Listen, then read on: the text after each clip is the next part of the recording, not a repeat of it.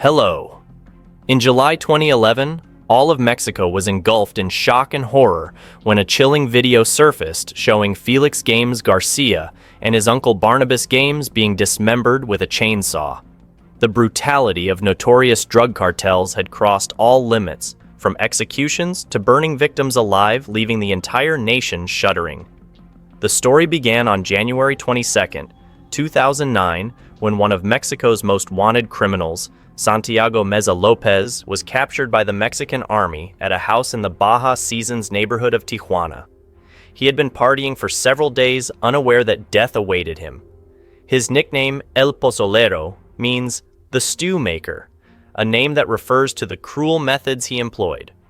Santiago became infamous for dissolving over 300 bodies in acid at his farm in Ensenada, 70 miles south of the border.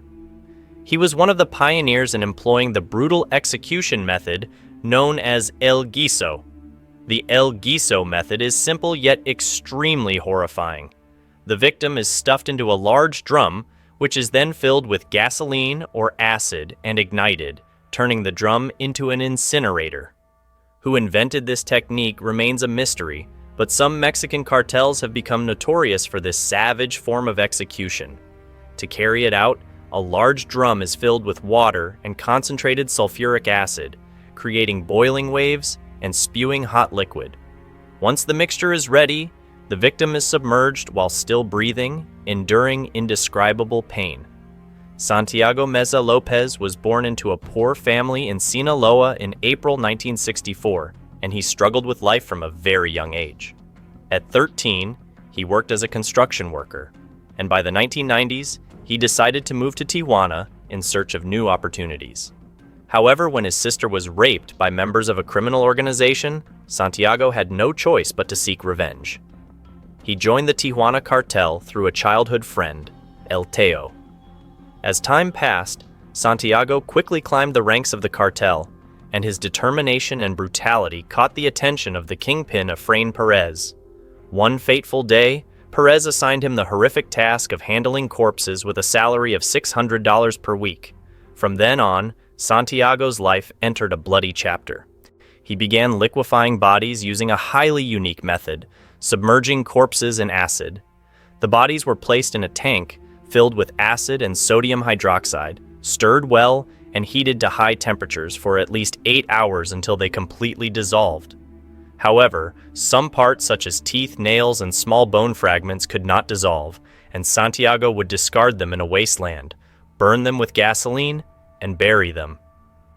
After his arrest, Santiago confessed to his crimes, stating that he had handled over 300 bodies by stuffing them into a container of alkaline solution. What remained was dumped into a pit in the eastern hills of Tijuana. Investigators discovered approximately 14,000 body fragments buried on his farm, a horrifying testament to the brutality of drug cartels in Mexico. The story of Santiago is not only a lesson in misery, but also a wake-up call for society regarding the barbaric crimes occurring in the shadows. The name of this extremely violent execution method becomes all the more terrifying when understood as focusing on cooking the victim.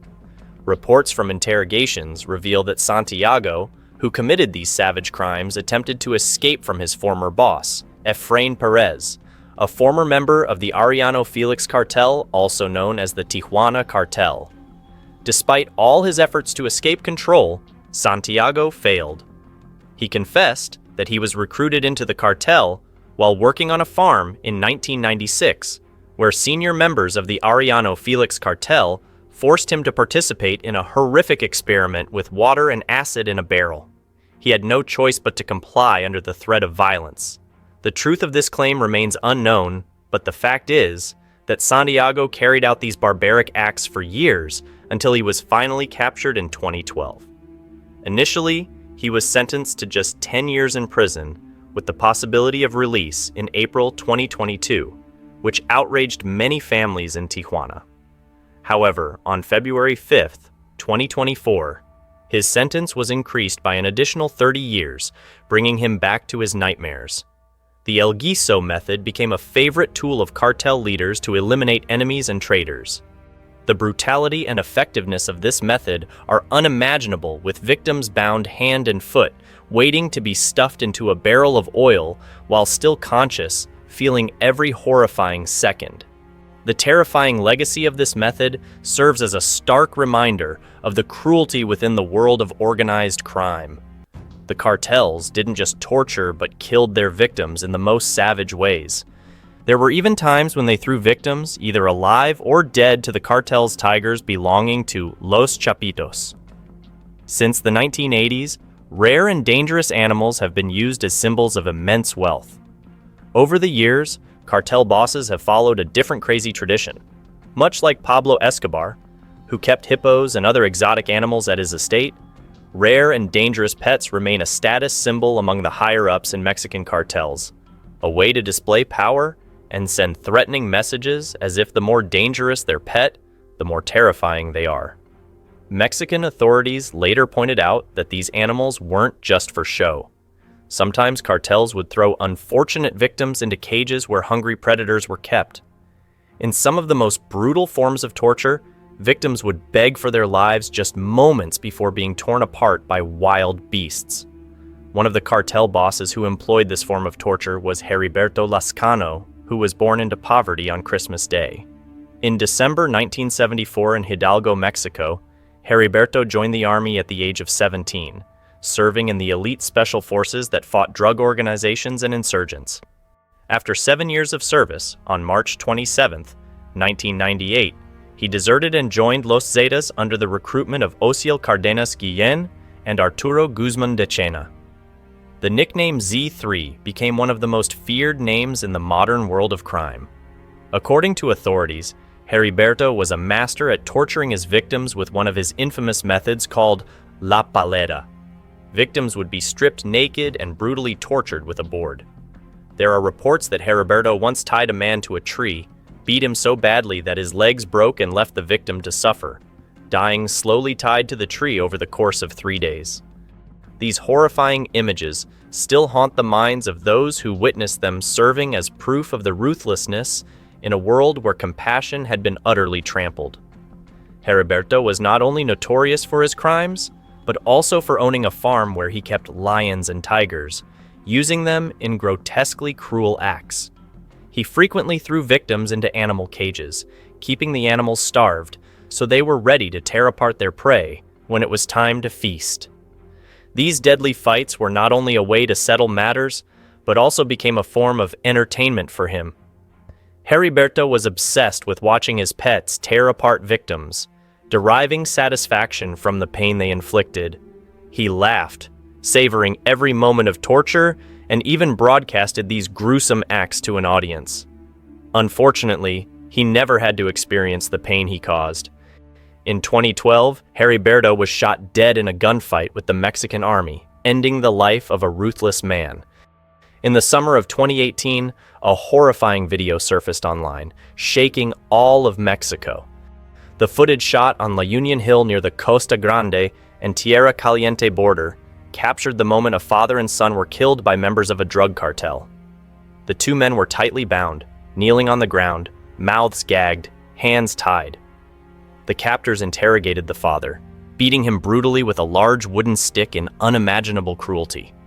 The most horrifying moment came when the father was beheaded in front of his son with a small knife resembling a pen. This scene shocked the entire nation, but what broke people's hearts the most was the son's reaction. The tears and shock of the boy moved the hearts of the entire country, as the father seemed to have accepted his tragic fate, perhaps after enduring many beatings or becoming paralyzed with terror. After killing the father, the captors relentlessly tortured the son in an even more brutal manner. They slashed his chest with a knife while he was still conscious, although repeatedly slipping into a state of shock. This video highlighted the cruelty of the cartels, who were willing to do anything to maintain power and control. In 2010, Joaquin El Chapo Guzman, a notorious drug lord, caused a public outcry when he released a video showing him using fire as a method of torture on a member of a rival cartel. The victim, Hugo Hernandez, was skinned with a chainsaw after which El Chapo ordered his men to sew the victim's skin into a ball as a cold warning to the war's cartel. Hernandez's body was found in a plastic bin, while the rest of him was dumped on the streets of Los Mochis as a terrifying threat. The cartels had honed their torture skills to a frightening degree, using sharp knives to carefully skin victims or tear their faces apart amidst their blood-curdling screams. In this barbaric practice, the killers didn't just want to kill, but wanted to make the victims live long enough to endure prolonged pain. They often targeted the most serious criminals such as members of rival gangs, double agents, and thieves. The brutality of skinning a person made it clear that these people were not playing games. They could inflict such horrifying pain while the victim screamed, begging for mercy, far beyond what anyone could imagine. Dermatologists have noted that death from skinning usually occurs due to shock, severe blood loss, or infection. They estimate that actual death takes place a few hours to several days after being skinned. If this isn't the most tragic death, it's hard to imagine what would be. In 2015, Texas police arrested Marciano Chano Milan Vasquez, a gunman for the Los Zetas cartel in connection with the kidnapping of an accomplice in a drug deal in 2013. The accomplice, who was testifying against Vasquez, recounted that the gunman took him to a secret location where Vasquez was holding a family of 3. When Vasquez removed the blindfold, the accomplice saw a couple and their daughter standing near a fire pit, witnessing Vasquez chop off the daughter's limbs with an axe. These gruesome images are not just a haunting memory, but also evidence of the limitless brutality of the criminal world. It wasn't just Vasquez. Other cartel members participated in these brutal executions, injecting victims with morphine, adrenaline, or heroin. These substances affected the central nervous system, keeping the victims conscious throughout the horrifying torture process. The executioners then used sharp blades, even surgical knives, to completely sever the limbs of their victims. Their goal was to prolong the victim's suffering, so they would avoid cutting near vital organs. The combination of blood loss, infection, and shock from extreme pain created a perfect cocktail of torture, leaving the victims barely alive. These unfortunate souls had no choice but to provide the information they were withholding, but often the price of survival was death by excruciating pain. This is how the cartel killed 2 birds with 1 stone, to ensuring the victim's slow and painful death while making it easier to dispose of the body. In many cases, body parts would be left in public places as a warning to anyone who dared to oppose them. A famous example of this brutality occurred in October 2010, when Israel Rincon, a gang member, was not only killed, but dismembered for having killed the son of one of El Chapo's allies. When El Chapo caught him, he tortured him until he passed out, but kept a doctor nearby to ensure he didn't die too quickly. El Chapo's loyalists took turns subjecting him to various forms of cruelty, ultimately leading to his limbs being severed. His body was then discarded in the city of Culiacan, Mexico, as a chilling message. In 2011, another horrifying execution took place when Felix Games Garcia and his uncle, Barnabas Games, were brutally beheaded.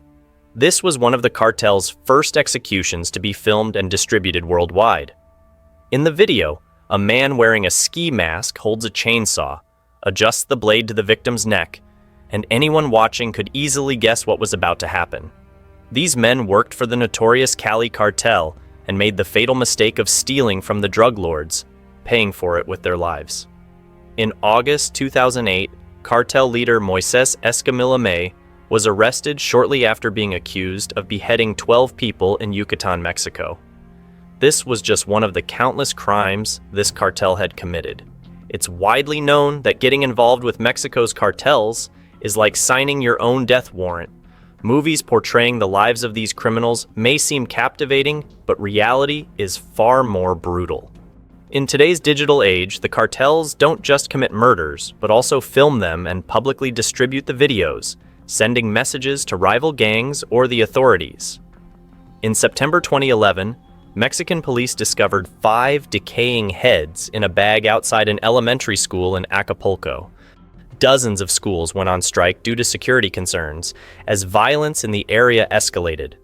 11 years later, at the other end of the country, 5 more severed heads were found in a cooler in Tamaulipas. These tactics have not been limited to a few cartels or regions, but have spread across Mexico over the years. They don't just behead rival gang members, but also target journalists who have criticized their operations, sending a clear message to anyone daring to speak out against them. Some beheadings have even been carried out in ritualistic fashion, tied to the cartel's belief systems as a way to fulfill religious or spiritual demands. This brutality not only highlights the cold-hearted nature of the criminal world, but also shows the dehumanization in the battle for power and survival. In the violent underworld of drug cartels, cannibalism has become a grotesque open secret in recent years. The CJNG, under the leadership of El Mencho, has dominated the headlines with accusations of such horrific behavior. They have quickly risen to become one of the most dominant cartels in Mexico, expanding their operations to at least 35 states nationwide and even into Puerto Rico. To maintain dominance, the cartels require their new members to endure extreme psychological violence. They must suppress any empathy towards those they kill and forget their own humanity. As a result, the use of human flesh as a form of training has become common, aimed at desensitizing them to violence and fostering a fearless spirit. These horrific public displays not only serve to intimidate rival gangs, but also demonstrate the gang's power. Members are taught how to cut off fingers and toes, one of their preferred methods of torture during interrogations. During training, they are forced to eat the severed fingers, and if anyone vomits, the discarded body parts are retrieved, and they are made to eat them again. Even more horrifying, new members are required to sleep next to corpses at night to become accustomed to death and create a warped sense of loyalty to the gang. A prime example of this cruelty is Miguel Trevino Morales, also known as Z40, the former leader of the Zetas cartel, who had a gruesome habit of eating his victims' hearts as a spiritual ritual to seek invulnerability from his enemies. He did not just commit these acts himself, but also forced other victims to participate, creating an atmosphere of terror. Psychological warfare wasn't just about gathering information, but was also aimed at terrorizing and instilling fear in others, preventing them from defying the cartel. The cartels know that most people will say anything just to relieve the pain. They also employed mad psychological torture, confining victims in cramped rooms with limited food and water, leaving them to live in utter fear. Over time, victims faced prolonged isolation, terrifying sounds and sights, and even staged executions designed to break them down physically and mentally. For the slightest reasons, some victims might lose a finger, and eventually, they might have no fingers left. The cruelty of these gangs knows no limits. Sometimes they slowly mutilate their victims, applying any gruesome methods of torture they can think of. This terrifying power is necessary to maintain their position in the chain of power. One of the scariest aspects of the Mexican cartels is that they don't just terrorize the public and their rivals, but sometimes even target innocent people. Former Mayor Maria Santos Gorostieta Salazar is a prime example. In November 2012, Maria was kidnapped by the Knights Templar cartel and forced to watch as her husband was burned alive with a blowtorch, an unimaginable scene. These actions not only show the gang's brutality, but also illustrate the price that innocent people pay in the war between criminal forces. Afterward, she could hardly believe her eyes as she witnessed the murderer kill 4 more victims in a similarly brutal fashion. The desperate screams echoed in the night, but no one dared to speak out. In the end, he turned towards her, and before she could comprehend what was happening, she became the next victim. He and his accomplices raped her before deciding to end her life. A later autopsy report showed that she had died from severe head trauma. Mexican cartels have combined extreme violence with psychological manipulation to control their victims, turning their brutal murders into a terrifying warning to anyone who dares oppose them. On February 12, 2019, during El Chapo's famous public trial, many of the Cali cartel's torture methods were exposed, most notably water torture. This is an insane form of punishment that involves pouring water over a cloth placed on the victim's face, making it impossible for them to breathe. Water torture has existed for centuries, from the time of the Spanish Empire to World War II, but now, the cartels have added a deadly twist to this method. This torture technique not only creates the sensation of drowning, but also inflicts extreme pain on the victim. It damages the lungs and brain, leading to oxygen deprivation and psychological trauma. Mexican criminal gangs are infamous for their brutal executions of those who stand in their way, and the use of this method truly puts victims through an unimaginable level of terror. Guanaza is essentially water torture, but instead of regular water, the cartels use carbonated water and sometimes even mix it with chili. They pour the water into the victim's nose, making the suffocation sensation even more unbearable. The heavier the cloth placed over the victim's face, the longer the death is prolonged, and the more intense the torture becomes. The cartels pour the water intermittently for as long as possible. If the liquid is poured continuously, it can lead to death, making this a form of torture that exceeds the limits of imagination. In 2016, Mexican authorities discovered a body hanging from a bridge in Tijuana, just 10 meters from the U.S. border. The San Diego Union-Tribune reported that from January to October 2018, drug trafficking had led to the deaths of more than 1,250 people in Tijuana. To illustrate the horror of the situation, in November 2021, police pulled down 9 bodies from a bridge in Zacatecas, left as a warning between rival gangs. This was an act of revenge for the dismemberment of 14 men, possibly from the Los Zetas group, who were found in a minivan in Nuevo Laredo. The bodies had been hanging since about 6 a.m. and remained there for around 4 hours before police arrived. Hanging bodies in public sends a message of territorial control in disputed areas. These victims are often mutilated, abused, and simply hung up with signs for everyone to see. This brutality is not just unique to the cartels, as these methods originated in Europe about 500 years ago, and even the Taliban has used them. For the Mexican cartels, hanging a rival in public is not just an act of cowardice, but a clear message of power in contested cities, forcing people to live in extreme fear. But to the cartels, this does not matter. The more bodies they hang, the more they demonstrate their terrifying power.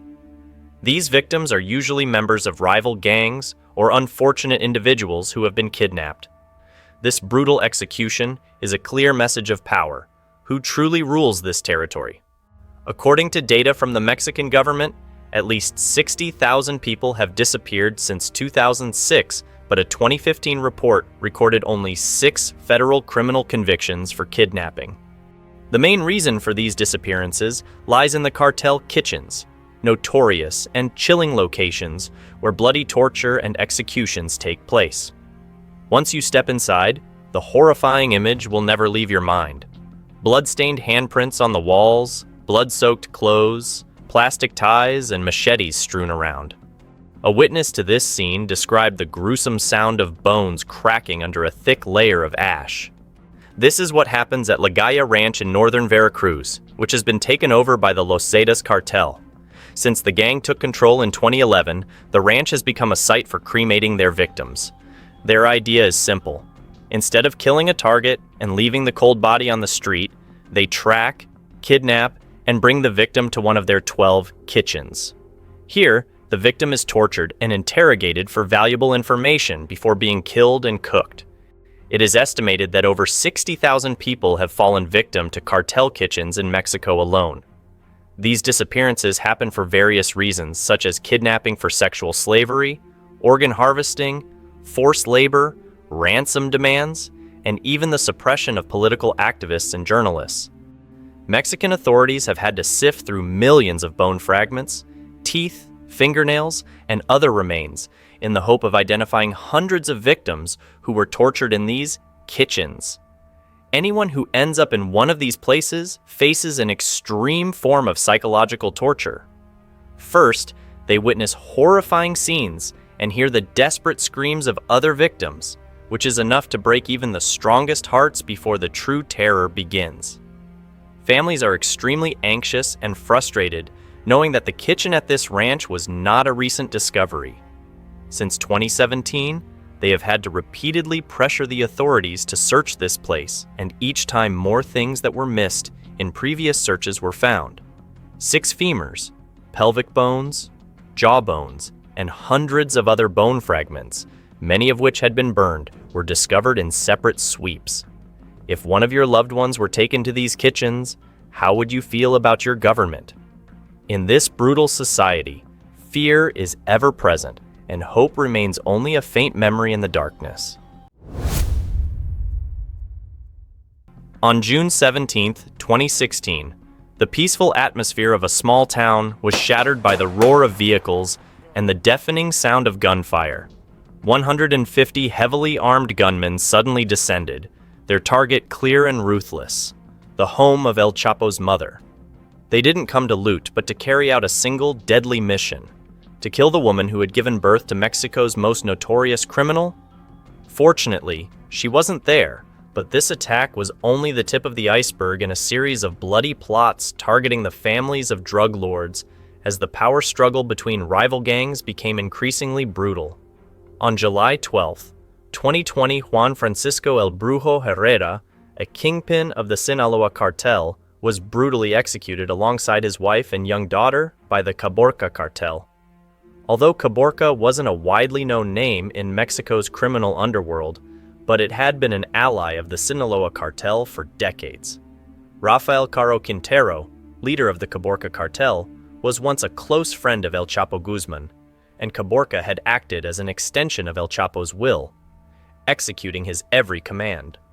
One of their darkest missions was the murder of DEA agent Enrique Kiki Camarena in 1984. After the Mexican government conducted a massive raid on El Buffalo, a marijuana plantation worth over $160 million, with intelligence provided by Kiki, the drug cartels, including Sinaloa and Caborca, were enraged. Caro Quintero, a notorious figure in the Caborca cartel, personally took charge of killing the agent, turning him into a primary target for the U.S. government. Over time, El Chapo was captured and extradited to the U.S., leaving a power vacuum within the Sinaloa cartel. His sons, Alfredo Guzman Salazar and Ivan Archivaldo Salazar, along with Ismael El Mayo, Zambada, and El Chapitos, took control. However, this created friction with Caro Quintero, the boss of Caborca. Tensions escalated and eventually led to the death of Santiago Eduardo, Quintero's nephew, at the hands of the Sinaloa cartel. This betrayal drove Quintero mad. Santiago hadn't been deeply involved in the drug trade, yet his blood was spilled. People whispered, if El Chapo were alive, this would never have happened. And for revenge, it was said Quintero would stop at nothing, leaving no stone unturned.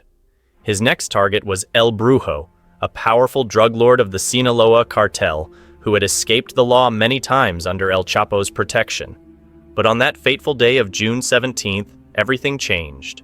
Under the scorching sun of Sonora, El Brujo's truck carrying his wife and 2 young daughters was suddenly ambushed by a group of ruthless assassins. The air was torn apart by the heavy rifle fire, and as blood began to spill, El Brujo knew this time he wouldn't escape. He was shot multiple times before his truck crashed into a streetlight. His wife and 2 daughters also met their grim fate, and several others in the vehicle were gravely injured. This attack marked the end of the alliance between the Sinaloa and Caborca cartels, igniting a bloody war that no one could stop. At 10 a.m. in Guaymas, Sonora, Mexico, the stifling border heat grew even more oppressive. El Brujo's Ford truck rolled slowly along the dusty road. Inside were his wife, 2 young daughters, and a few trusted companions. None of them realized death was lurking just seconds away. In the distance, an old taxi hurtled towards them like lightning blocking their path.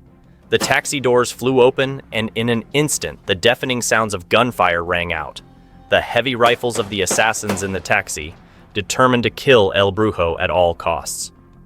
Bullets rained down on the Ford, tearing the car apart in an instant. El Brujo struggled to take control of the wheel, but his hands were already soaked in blood from the fatal wounds inflicted by the gunfire. His last attempt was to crash the vehicle into a lamppost, but that did nothing to save his wife and daughters, who had already fallen under the hail of bullets. El Brujo, once deemed invincible, now lay motionless, left amid a chaotic scene of spent shell casings and blood. The others in the car were gravely injured, But this attack wasn't merely to eliminate him.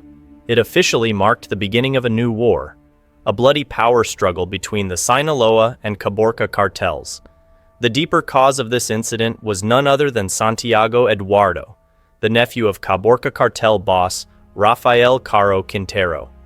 Although Santiago had never been deeply involved in the criminal world, but he became a victim of the sins his father, Ruben Payan Quintero, also known as El Gringo, had committed. His father was a notorious drug lord working with his brother for the Caborca cartel. Although there was no sign Santiago had any involvement with the cartel, but the crimes his father had committed were enough for rival gangs to seek to destroy him. In Mexico, the primary target for all other gangs was the Caborca cartel, as it brazenly ruled politics and engaged heavily in meth distribution, extortion, kidnapping, and arms trafficking.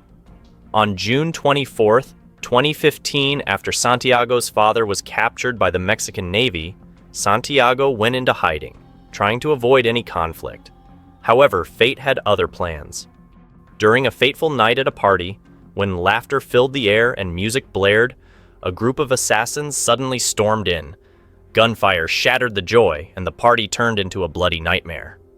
Santiago, with panic in his eyes, fled the crowd, trying to reach his Jeep Rubicon, but his enemies didn't miss their chance. They chased him across the city, relentlessly firing intent on extinguishing the flickering flame of his life. Finally, they caught up to him. Bullets pierced through the windows and struck Santiago, causing blood to pour over the car seat. When rescuers arrived, Santiago was barely alive, but he passed away the next morning at 11:15. These bloody deaths were not just the result of personal vendettas, but were the inevitable outcome of the power struggle between Mexico's biggest cartels. Then, on August 13, 2020, another chapter of this tragedy unfolded. Cesar Carrillo Leyva, the son of Amado Carrillo Fuentes, nicknamed the Lord of the Skies, was murdered in front of his garage by hitmen sent by El Chapo's sons. Cesar's death was a bloody warning to anyone who dared challenge El Chapo's power. Amado Carrillo was once a notorious drug lord, the first to transport cocaine via cargo planes from Colombia to Mexico, building an empire worth $25 billion before his death in 1997 from a botched plastic surgery. Though Amado was gone, but the remnants of his empire lingered, sparking a prolonged war between the cartels for control over the border and lucrative drug markets. Cesar's death was just one piece of the chaotic puzzle that made up this war, where there was no room for mercy or compassion. On April 1st, 2009, as the shadows of the drug war began to subside, Cesar Carrillo Leyva received the order to take over his father's vast drug network. This was not a simple transfer of power. It was a dark moment when violence erupted, lurking in every alley and border. His brother Vicente Carrillo Leyva had been arrested for drug trafficking, and Cesar was immediately thrust into the whirlwind of power and hatred, where any minor mistake could cost him his life. At this point, the Sinaloa cartel had already gained control of the border, but El Chapo and his henchmen relentlessly pursued Cesar, forcing him to live in fear, unable to reveal his identity. Unexpectedly, in 2011, his name was exposed when a series of banners appeared across Chihuahua, announcing the formation of the new Juarez cartel. These banners not only declared the emergence of this new cartel, but also thrust Cesar into the spotlight, making him a target for all criminal enemies. 7 years later, despite his efforts to remain hidden, Cesar was captured by the Mexican Navy. However, thanks to the cartel's influence within the government, he was almost immediately released. This hidden power not only saved his life, but also helped him negotiate the release of his brother Vicente in 2018, followed by the release of his two other brothers, Luis Fernando Carrillo and Juan Carrillo Leyva. Luis Fernando, who had been involved in the murder of Sonora model Ambar Dolares, received only a light sentence, further evidence of the Carrillo family's influence in manipulating the Mexican legal system. However, Cesar's luck did not last forever. On August 13th, 2020, death came knocking at his door in Navalado, Sinaloa. Before his death, a mysterious car had been parked outside his house for several hours. When Caesar stepped out of his garage, gunfire erupted like a storm of fire. The assassin gave him no chance to retaliate, coldly firing multiple shots that pierced through his body, causing Caesar to collapse. Though he had a brief window of time before help arrived, by the time the police and paramedics reached the scene, Caesar had already passed away, succumbing to internal bleeding from his fatal wounds. The assassination immediately sent shockwaves through the public, and all fingers pointed in one direction: Los Chapitos, the sons of El Chapo. Ivan Archibald de Guzman Salazar, Jesus Alfredo Guzman Salazar, and their two half-brothers, Ovidio Guzman Lopez and Joaquin Guzman Lopez, were believed to have ordered Caesar's execution as revenge for the death of their brother, Edgar Guzman, who had been chosen by El Chapo as his successor, but was brutally killed in 2008. Edgar's death was not merely an internal purge, but a result of bloody calculations between the cartels. El Chapo, always placing his interests first, had secretly made deals with the DEA and the Mexican government. He sold out information on other drug lords, including his own, in exchange for immunity for his family and organization. This move led to the capture of Alfredo Beltran Leyva, one of the top commanders of the Beltran Leyva cartel, and from there, the war between the two cartels escalated. Edgar, El Chapo's beloved son, was born in 1986 and was the one El Chapo had entrusted with the future of his drug empire. Unlike his other children, Edgar had been shielded from the brutal underworld until he completed his education. However, in 2008, Edgar chose to step into the world of drug trafficking after producing his first gram of cocaine. But his inexperience and lack of street smarts made him an easy target. El Chapo had warned Edgar not to leave Mexico due to threats from the Beltran Leyva cartel, but Edgar ignored this warning. He and his cousin, Cesar Ariel Loera Guzman, along with his girlfriend, traveled to Chicago to smuggle cocaine. On their return to Mexico, tragedy struck. As they were leaving a shopping center, a group of gunmen appeared and opened fire on the SUV Edgar was in. Over 450 rounds were fired, and even a bazooka was used to ensure that both Edgar and his cousin were killed on the spot. Edgar's death was a severe blow to El Chapo's pride. In retaliation, he organized a grand funeral, buying up all the roses in Culiacan to bid farewell to his son. But behind the outward show of grief was the quiet preparation for a relentless war, a battle that would not stop until all his enemies were destroyed. After Edgar's death, El Chapo's pain and fury surged like a violent wave, leading to a bloody purge. He ordered the killing of over 116 people in Culiacan before the end of May 2008.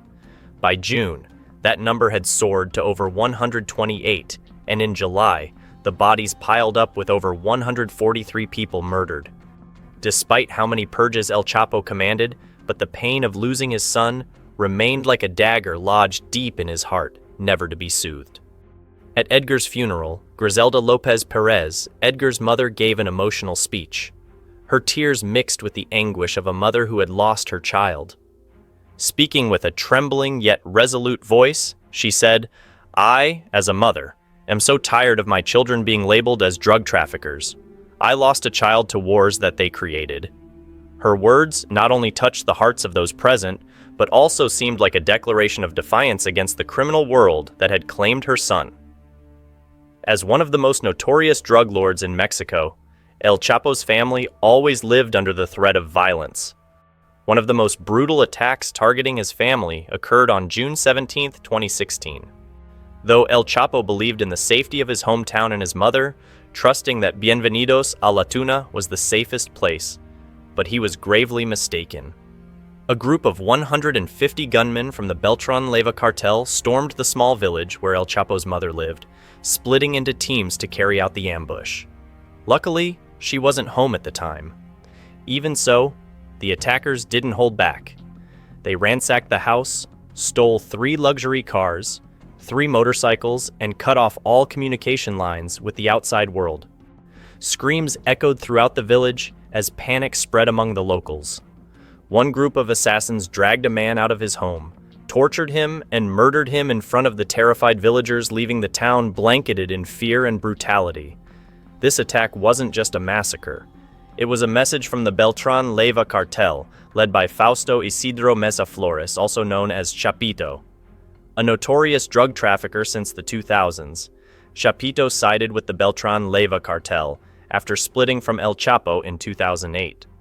Not only was he a ruthless killer, but he also led the Mazatlecos gang, running his criminal operations from Guasave.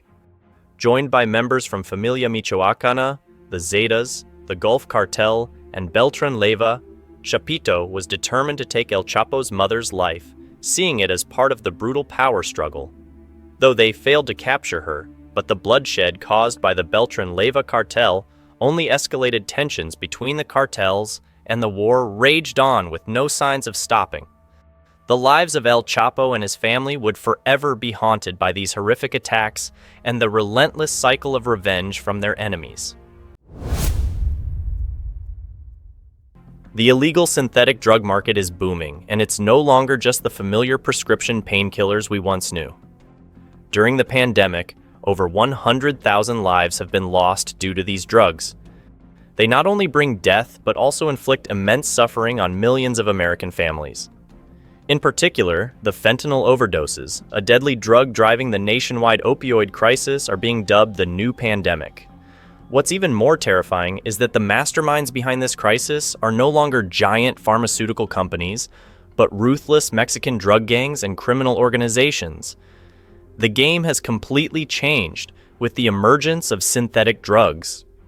What has driven these criminal organizations to plunge into the production and consumption of these drugs so frenetically?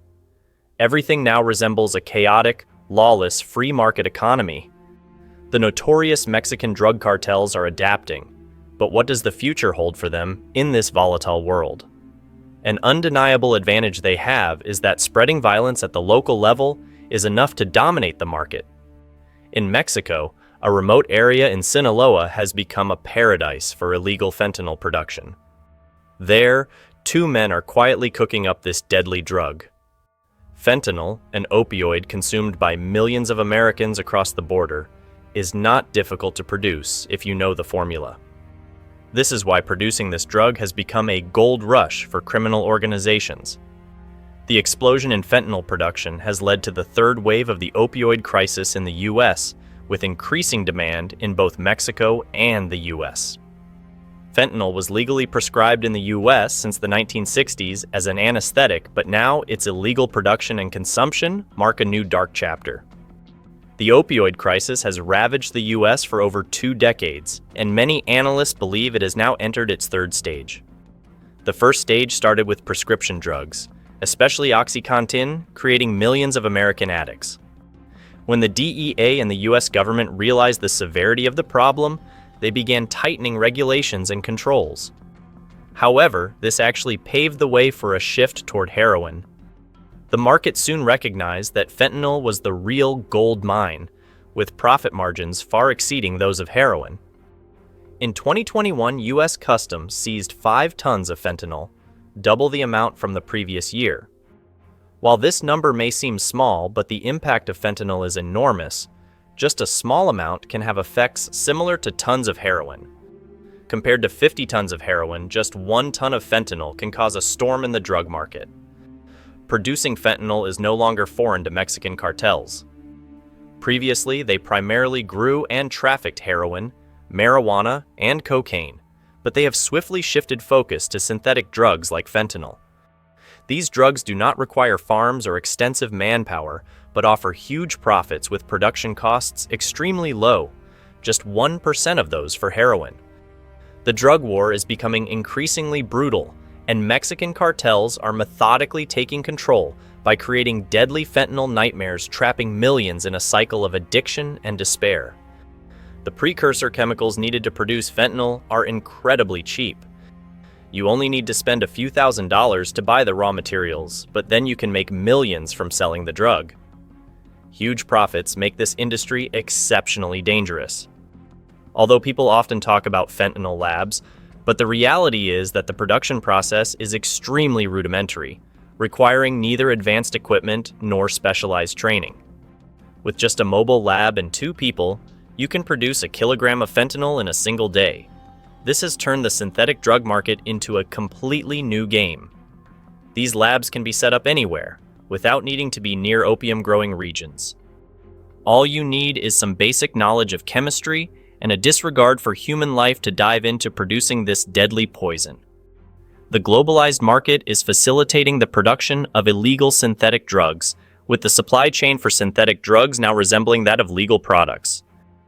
Fentanyl producers turn to China for precursor chemicals, just as legitimate businesses source their raw materials from this country.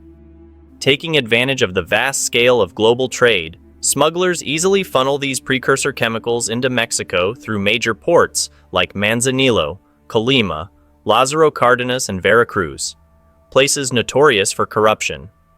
At these ports, identifying precursor chemicals to prevent smuggling is a challenging task. Facing codes like a 476321B, pinpointing exactly what to look for to shut down drug labs becomes incredibly complex. Although China has tightened control over fentanyl production centers, but controlling the precursors remains inadequate. The shift of fentanyl production from China to Mexico is occurring at an alarming rate. For those directly cooking fentanyl, the risks are not only of arrest, but also of severe health impacts. Many have died from inhaling and coming into contact with the toxic chemicals used in production. Like workers in legal industries, they accept life-threatening risks for the promise of high wages. While the average wage in Mexico is just over $23 a day, those making fentanyl can earn up to $100 a day, a staggering amount for many. So why are drug cartels shifting from cocaine to fentanyl?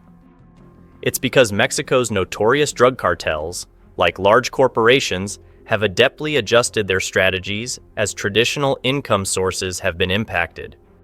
The legalization of cannabis in 18 states in the U.S. has deprived the cartels of billions in revenue. To compensate for this loss, synthetic drugs like fentanyl have become their savior, and they are profiting greatly from it. From 2015 to 2019, the amount of cannabis seized in the U.S. dropped significantly, reflecting a decrease in black market production in Mexico. By 2021, for the first time in history, the amount of synthetic drugs seized surpassed both cocaine and heroin. Changes in consumer demand in wealthy countries have profoundly influenced what is produced in developing countries. Growing demand for synthetic drugs in the U.S. has driven the supply chains from China and Mexico to flourish. In Sinaloa, a drug producer claims that converting fentanyl into pill form is the most profitable method. With minimal manpower, they can produce in bulk to meet the insatiable drug cravings of this massive market. Why are fentanyl pills so popular? It's because these pills are not just drugs, but strategic weapons for drug cartels. They are easy to distribute, sold through secret orders on the dark web, or smuggled across borders into the U.S. Brand building and clever marketing have become the refined art of synthetic drug producers, who have demonstrated their expertise in this field. Transforming fentanyl into pill form has significantly increased its appeal to consumers in the U.S. These pills are designed to closely resemble prescription painkillers, almost identical to the pain medications from pharmaceutical companies during the early days of the opioid crisis. This makes them more acceptable to the American middle class, especially compared to heroin, a drug considered dirty and socially unacceptable. The opioid crisis in the U.S. has led to a dramatic decline in heroin use, particularly in injectable forms. Heroin is now seen as a dirty drug, which has driven the rise in the use of pill-based drugs. This shift not only reflects a change in consumer preferences, but also mirrors a strong trend in the drug market. The synthetic drug business has become a revolution, not only in terms of innovative sales techniques, but also in business models. Mexican drug cartels have transitioned from large organizations, akin to giant retail chains like Walmart, to a more decentralized form of business.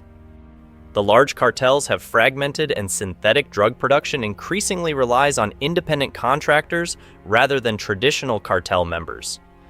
The global contract economy has infiltrated the black market, creating a distributed and decentralized system. Fentanyl production has democratized the drug market in Mexico, disrupting the power structures of traditional criminal organizations. In the past, there were about 8 major criminal syndicates, but now only 2 large organizations maintain such scale. Currently, around 200 smaller armed groups are active. These groups are more agile, diversified in their criminal activities, and seek easier profits. Many of these gangs can no longer engage in large-scale drug trafficking, but still participate in other criminal activities such as extortion, theft, and kidnapping for ransom. Their sources of income are now far more varied than 25 years ago. From kidnapping for ransom, human trafficking, to fuel theft and extortion of avocado farmers, this trend of diversification seems likely to continue. Industries worth billions like the avocado industry offer huge profit opportunities for these criminal groups, with the notable advantage being that they only need to maintain local violence to reap the benefits. The multi-headed business model allows criminal groups to reap enormous profits through a distributed and decentralized structure. Over the past decade, Mexican criminal organizations have truly become multi-industry entrepreneurs, and their networks have evolved into monstrous entities, causing severe instability in the country. This is the story of one of the most brutal and fierce feuds Australia has ever witnessed. For years, 2 major crime families were locked in a deadly war, where every act of retaliation was a fiery response to the alleged theft of massive drug shipments. Bloody attacks occurred in broad daylight, leaving countless casualties. The tension escalated to the point where even the innocent mothers of those involved were no longer safe from the relentless waves of violence. While the streets of Sydney were engulfed in fear and chaos, these 2 families continued their massive-scale drug smuggling operations. But what was most terrifying was that all this chaos was being orchestrated from behind bars, where the leaders of both clans were locked up in a maximum security prison. So, how were they able to control everything, order murders, and keep their criminal empires running from inside prison? This is the story of the Hamzy family versus the Alameddine family, a war so brutal that the entire city of Sydney trembled before its savagery. To understand the root of this bloody rivalry, we need to go back to the Hamzy family, also known as Brothers for Life. The head of this family is Bassem Hamzy, a notorious figure and the son of 2 Lebanese immigrants, Khaled and Lola Hamzy. They fled their homeland, which was engulfed in civil war during the 1970s, to Australia, hoping for a better life. But contrary to his parents' dreams, Bassem quickly fell into a life of crime. In 1998, at the age of just 19, Bassem shot and killed 18-year-old Chris Tamazis after a dispute in a Sydney nightclub, resulting in Bassem being sentenced to 21 years in prison. One might think that this would be the end of his criminal life, but no, Bassem's story was just beginning. From deep within the cold walls of Goulburn Supermax prison, Bassem founded the Brothers for Life gang in 2007 after converting to radical Islam. He wasn't just a criminal, he was a figure who attracted followers with a cult-like devotion. His converts grew in such numbers that prison officials had to admit that the situation had become too dangerous, forcing them to transfer Bassem to Lithgow prison. There, with just a smuggled mobile phone in his cell, Bassem was able to run an entire criminal empire outside without anyone noticing. By 2008, however, his phone was discovered. The investigation into this phone revealed a shocking secret. Bassem had made over 19,000 calls in just over a month, an average of 460 calls per day. That revelation marked the beginning of a series of bloody events, not only within the prison, but spreading across the streets of Sydney. A wide-reaching investigation uncovered a disturbing truth. Through thousands of calls made from inside prison, Bassem Hamzy was not only relaying orders to his subordinates, but also running a vast criminal empire. He was smuggling large amounts of drugs worth $250,000 each week, ordering kidnappings and orchestrating drive-by shootings. One of Bassem's closest associates was his cousin Mohammed Hamzy, whom Bassem had appointed as the president of the Bankstown chapter of Brothers for Life, and who was even considered a co-founder of the organization. Despite holding the title of president, Mohammed was entirely under Bassam's command, unable to act without the permission of the man behind bars. Bassam, even while imprisoned, held absolute power, though his control was not to last forever. As the Brothers for Life gang grew stronger, Bassam began to lose control. Anyone who could afford $70 to buy a gang t-shirt was considered a member, causing the number of members to skyrocket. The newcomers had no idea who Bassam was and had no reason to be loyal to him. Money and power caused the gang to drift further from its founder's grip. While the Bankstown chapter flourished, the Blacktown chapter led by Basim Hijazi and his right-hand man Yehye Ahmoud also rose to prominence. This chapter attracted people of Afghan descent, putting them at odds with the Bankstown chapter, whose members were predominantly Lebanese. Internal conflicts were inevitable. Everything came to a head in October 2012, when a surprise attack occurred. Basim and Yehye were lured into a trap and attacked while in their car. Cold, ruthless bullets tore through the air, killing Yehye instantly. The mastermind behind the attack was none other than Mohammed Hamzi, the president of the Bankstown chapter. This strike pushed the feud between the two chapters to a new and more intense level. After the attack, Basim panicked and fled to Lebanon, where he disappeared without a trace. His departure did not end the violence, as the cycle of revenge attacks continued relentlessly. Another notable event took place on the night of October 29, 2013 in Revesby Heights. Mohammed Hamzi, along with Mahmoud Hamzi and a man named Omar Ajaj, were sitting in a garage, unaware that death was lurking nearby. A mysterious white Nissan Tida parked not far away, and two men quietly approached them. Gunshots suddenly erupted. The two attackers quickly fled in their car, vanishing into the night.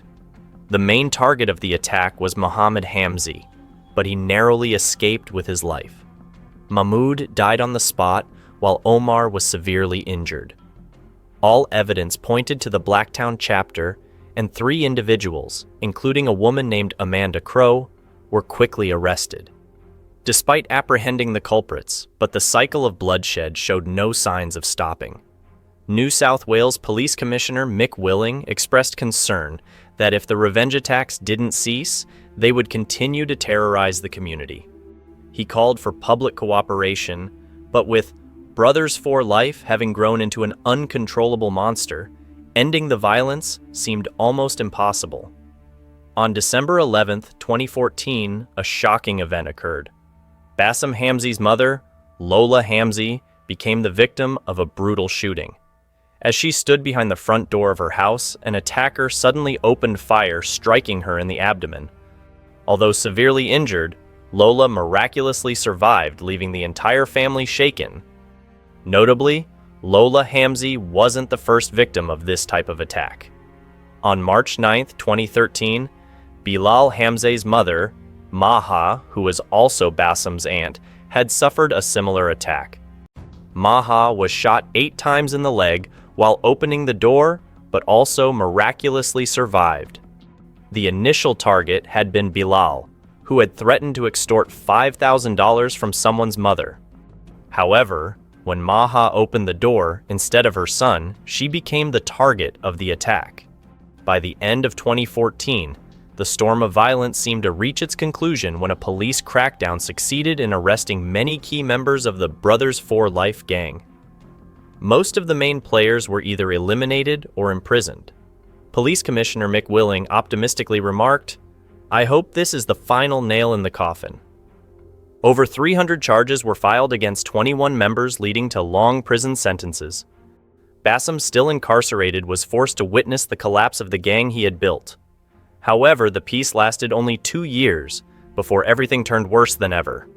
Alongside the Hamzi family, there was another notorious crime family operating in Sydney, the Alameddine family. Talal Alameddine, a leader of this family, was also imprisoned, serving a 17-year sentence for his involvement in the fatal attack on police accountant Curtis Shuke Cheng in 2015 at the New South Wales Police Headquarters in Parramatta. This attack shocked the entire nation and was considered an act of terrorism. The Hamzy and Alameddine families became irreconcilable enemies on the streets of Sydney. Although there are various stories about the origins of the feud, ranging from drug theft to territorial disputes, this conflict became one of the most brutal wars Australia had ever witnessed. In April 2016, the war saw its first attack between the two sides when Safwan Sharbaji, an associate of the Alameddine family, was killed. Just 20 days later, Wali Ahmad, an ally of the Hamzy family, was also murdered.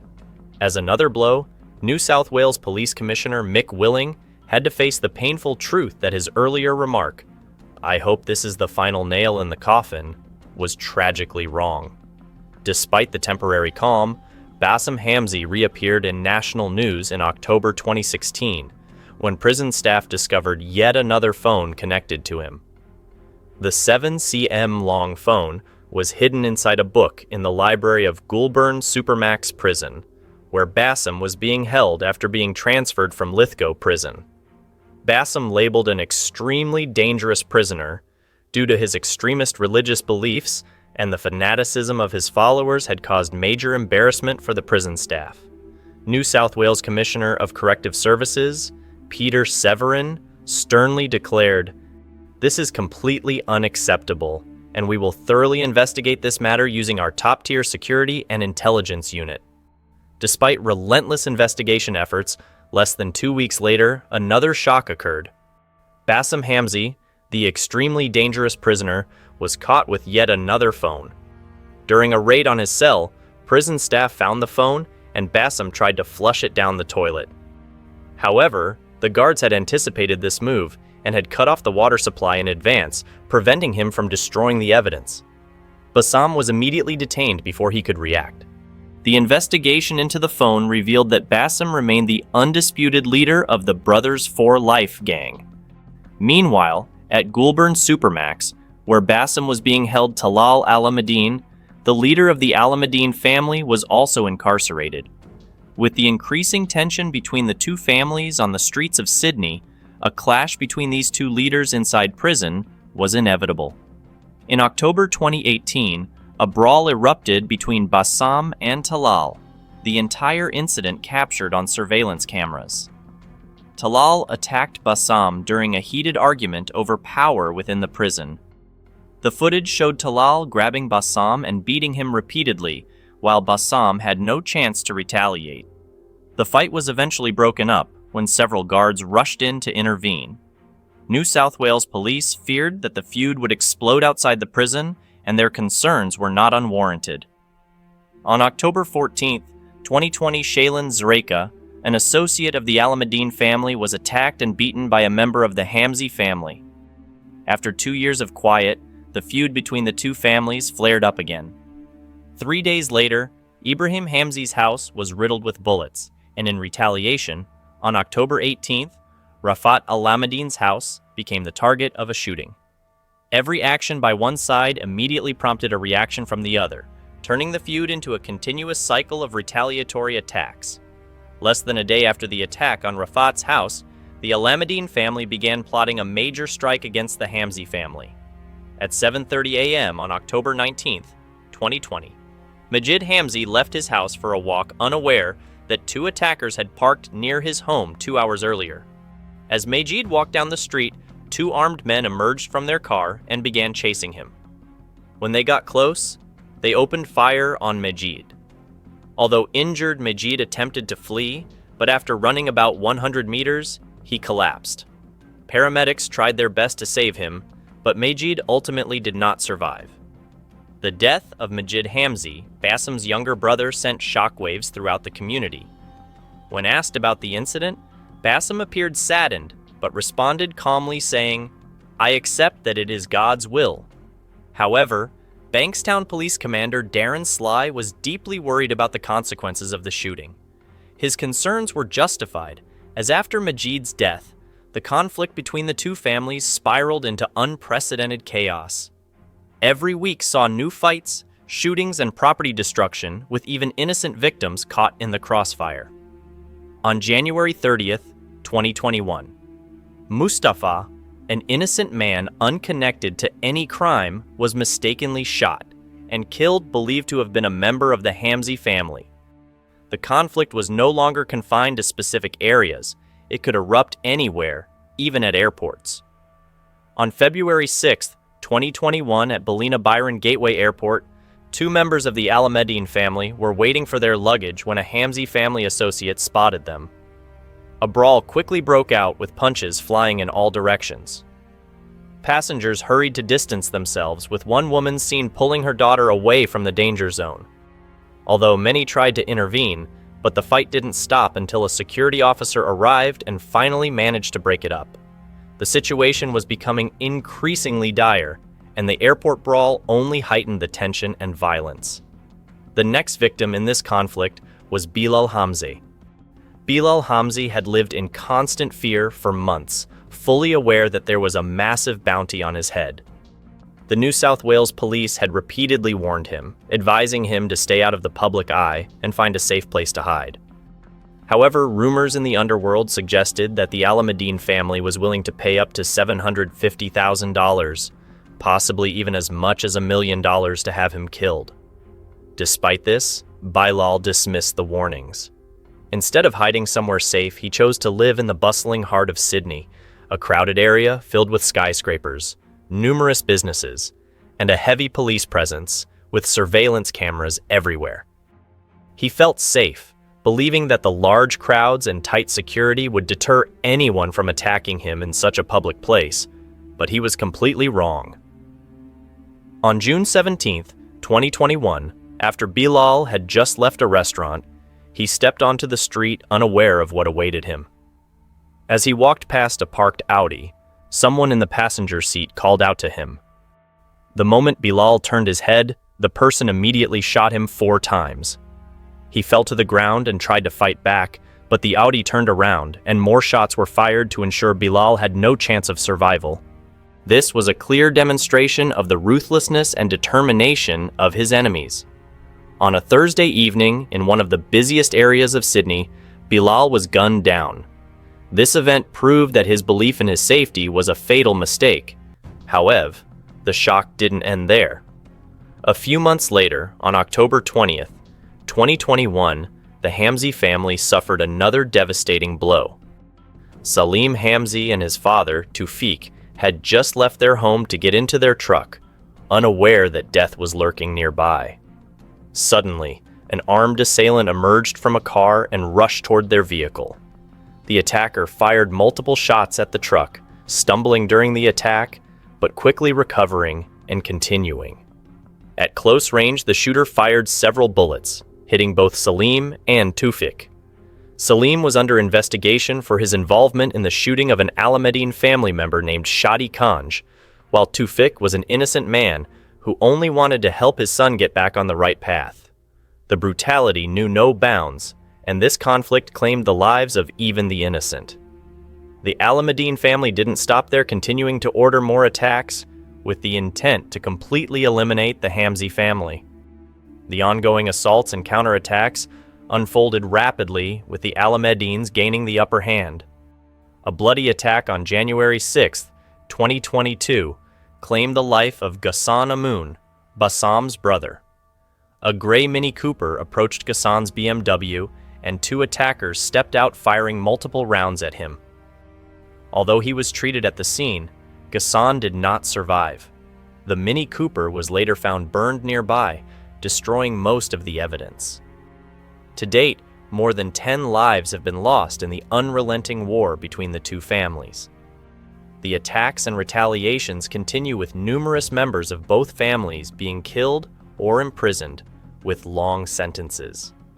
Bassam Hamzy, the one who ignited all of these tragedies, remains incarcerated at the high-security Goulburn prison. His sentence has been extended for continuing to orchestrate gang activities from behind bars. Bassam even dragged his lawyer, Martin Churchill, into his drug operations, resulting in Martin's imprisonment as well. While the Alameddine family may have the upper hand, but the painful question remains: at what cost? On the evening of February 5th, 2018, during what seemed like an ordinary night, Leslie and Pamela Montenegro, a talented YouTuber, were enjoying dinner with her husband when suddenly 2 armed men stormed into the restaurant. With cold, emotionless faces, they ordered 2 beers as if nothing was suspicious. But moments later, everything turned into a nightmare when they drew their guns and fired 3 shots into Leslie's head, leaving behind a scene of horror.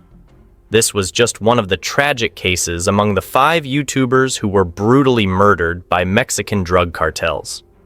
On December 18, 2017, with the final night of the year approaching, popular Mexican YouTuber Juan Luis Laguna Rosales was having a wild night out with friends at a local bar. However, no one could have imagined that tragedy was lurking right at the doorstep. As lively music played and laughter echoed throughout the place, suddenly a gang of gunmen stormed in and brutally shot him. Born in Culiacan, Laguna had a difficult childhood, abandoned by his parents at a young age and raised by his grandmother. At 15, he left his hometown without finishing high school, determined to move to Culiacan to seek a better life. He started by doing odd jobs like washing cars, and from there, he found his identity. Alacrán de Culiacán. As Laguna's life began to stabilize, he started sharing videos on YouTube, exploring and showcasing his unique lifestyle. His fun and colorful clips quickly caught the attention of young audiences, and soon, he received many invitations to attend major events. His newfound fame made Laguna boast about his wild adventures on social media. Videos featuring drinking and partying quickly went viral, making him a YouTube sensation. With popularity came perks from appearing in music videos to promotional events. His youthful image and crazy antics made him a beloved figure. But amidst the spotlight, he became an easy target. The poor young man forgot that he was just a boy trying to find his place in a ruthless world.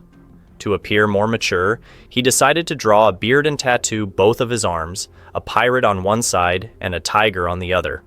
Laguna often took selfies surrounded by large guns, glamorous girls, and luxury cars. Even though the legal drinking age in Mexico was 18, he lived as if there were no rules, believing he was invincible. But life soon taught him a harsh lesson: no one is truly safe when they cross the wrong people. At one party, Laguna wore red, proudly flaunting his lavish lifestyle. As his pride soared, he came up with a shocking idea: to make a video insulting El Mencho, a name that struck fear in people's hearts, the leader of CJNG, a notorious drug cartel known for brutal violence and thousands of murders. El Mencho was Mexico's most wanted man and one of the top fugitives in the U.S. He was someone you should never mess with. But Laguna seemed to disagree with that. Just days after releasing the mocking video, a gang of gunmen stormed the bar where he was partying with friends in Jalisco. They fired no less than 18 bullets into him, leaving his body in such a horrific state that the police could only identify him by the tattoos on his body. Ironically, Laguna's death was not a lesson for those who live on the fringes of the law. Unfortunately, Alacrán de Culiacán was not the last victim of the tragic fate awaiting those who dare to challenge El Mencho's power. On April 18, 2022, Mexican YouTuber Jorge Luis, also known as El Compa Jorge, was shot dead right in front of his home in the Guadalupe Victoria neighborhood of Culiacán, Sinaloa. That day, Jorge was full of energy, planning to head to the bank, and cheerfully shared this information with his 30,000 Instagram followers. He wrote, "Good morning, everyone. Hope you're having a great start to your week. We're done with the holidays and back to work. I'm on my way to the bank to see how long the line is. Best wishes to all of you. Have a great day."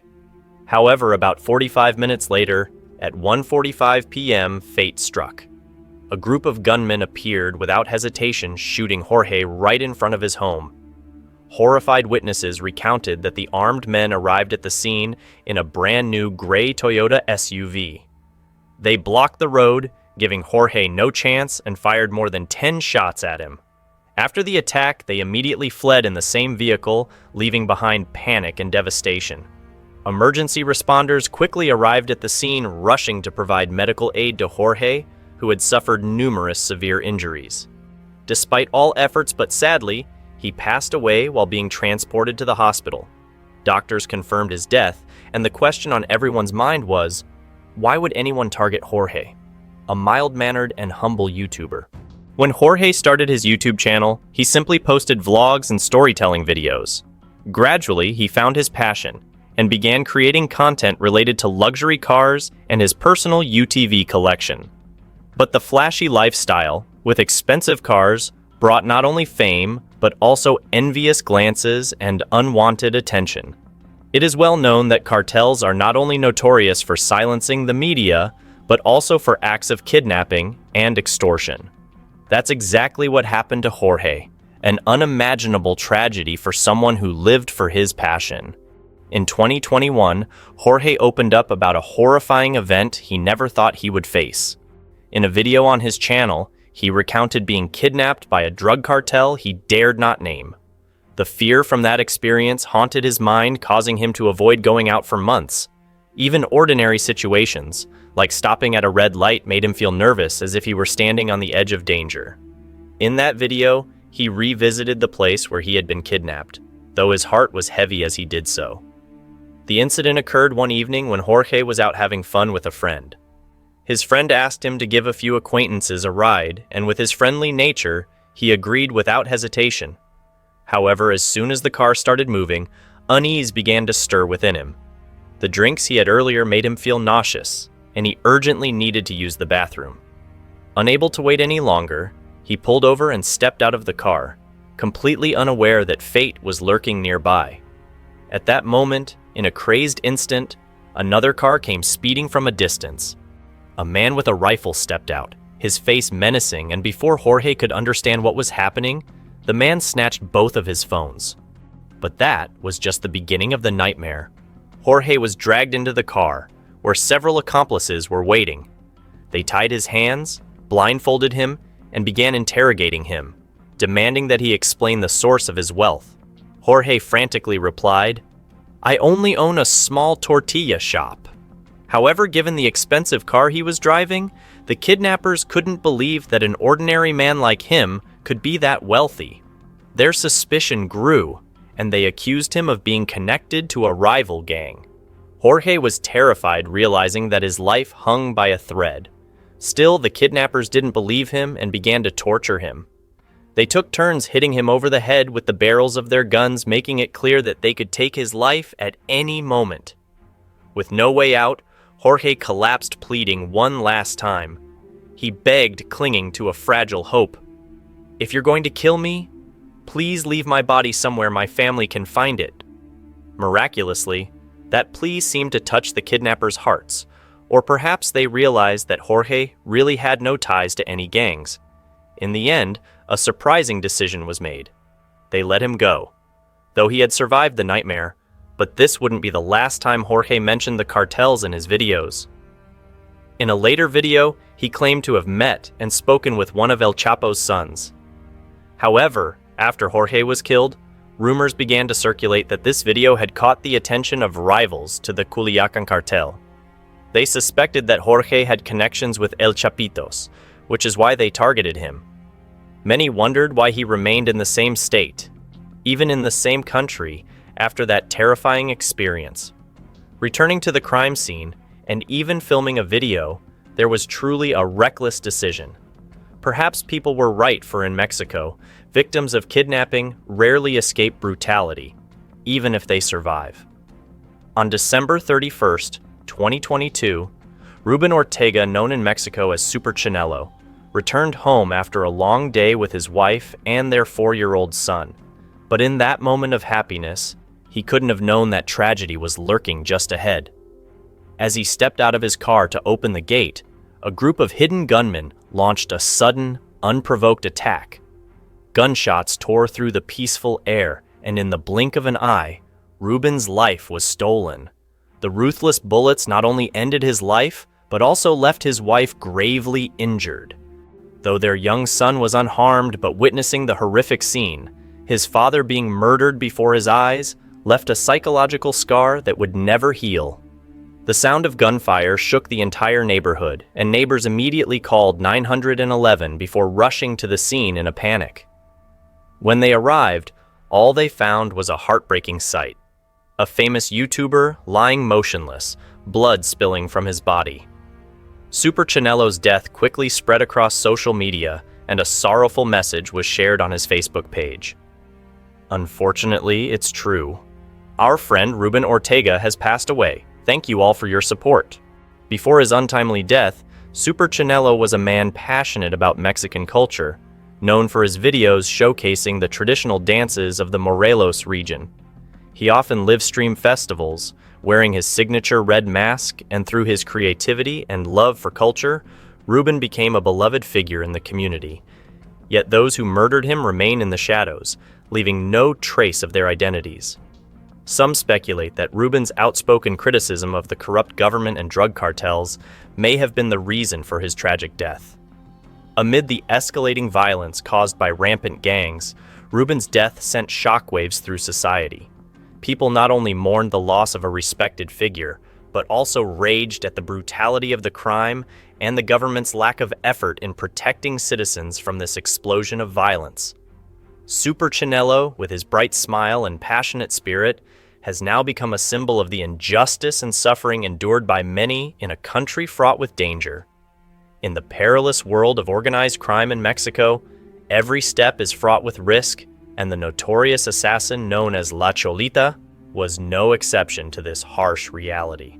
This formidable woman was not just a member of one, but two of Mexico's most infamous gangs, La Nueva Familia Michoacana and the Los Viagras Cartel. However, it was her bold social media posts and YouTube videos that ultimately shaped her dramatic fate. La Cholita, known as Lucy Cruz on one social media account, and Castillo Hernandez on another, used these platforms to post videos and photos where she brazenly taunted and provoked the CJNG cartel, her most dangerous enemy. She even dared to publicly insult their leader. In one of her final videos in November 2020, Cholita criticized CJNG members, calling them cowards for abandoning a truck loaded with weapons. This audacity could not go unnoticed. Shortly after the release of that video, Cholita disappeared without a trace.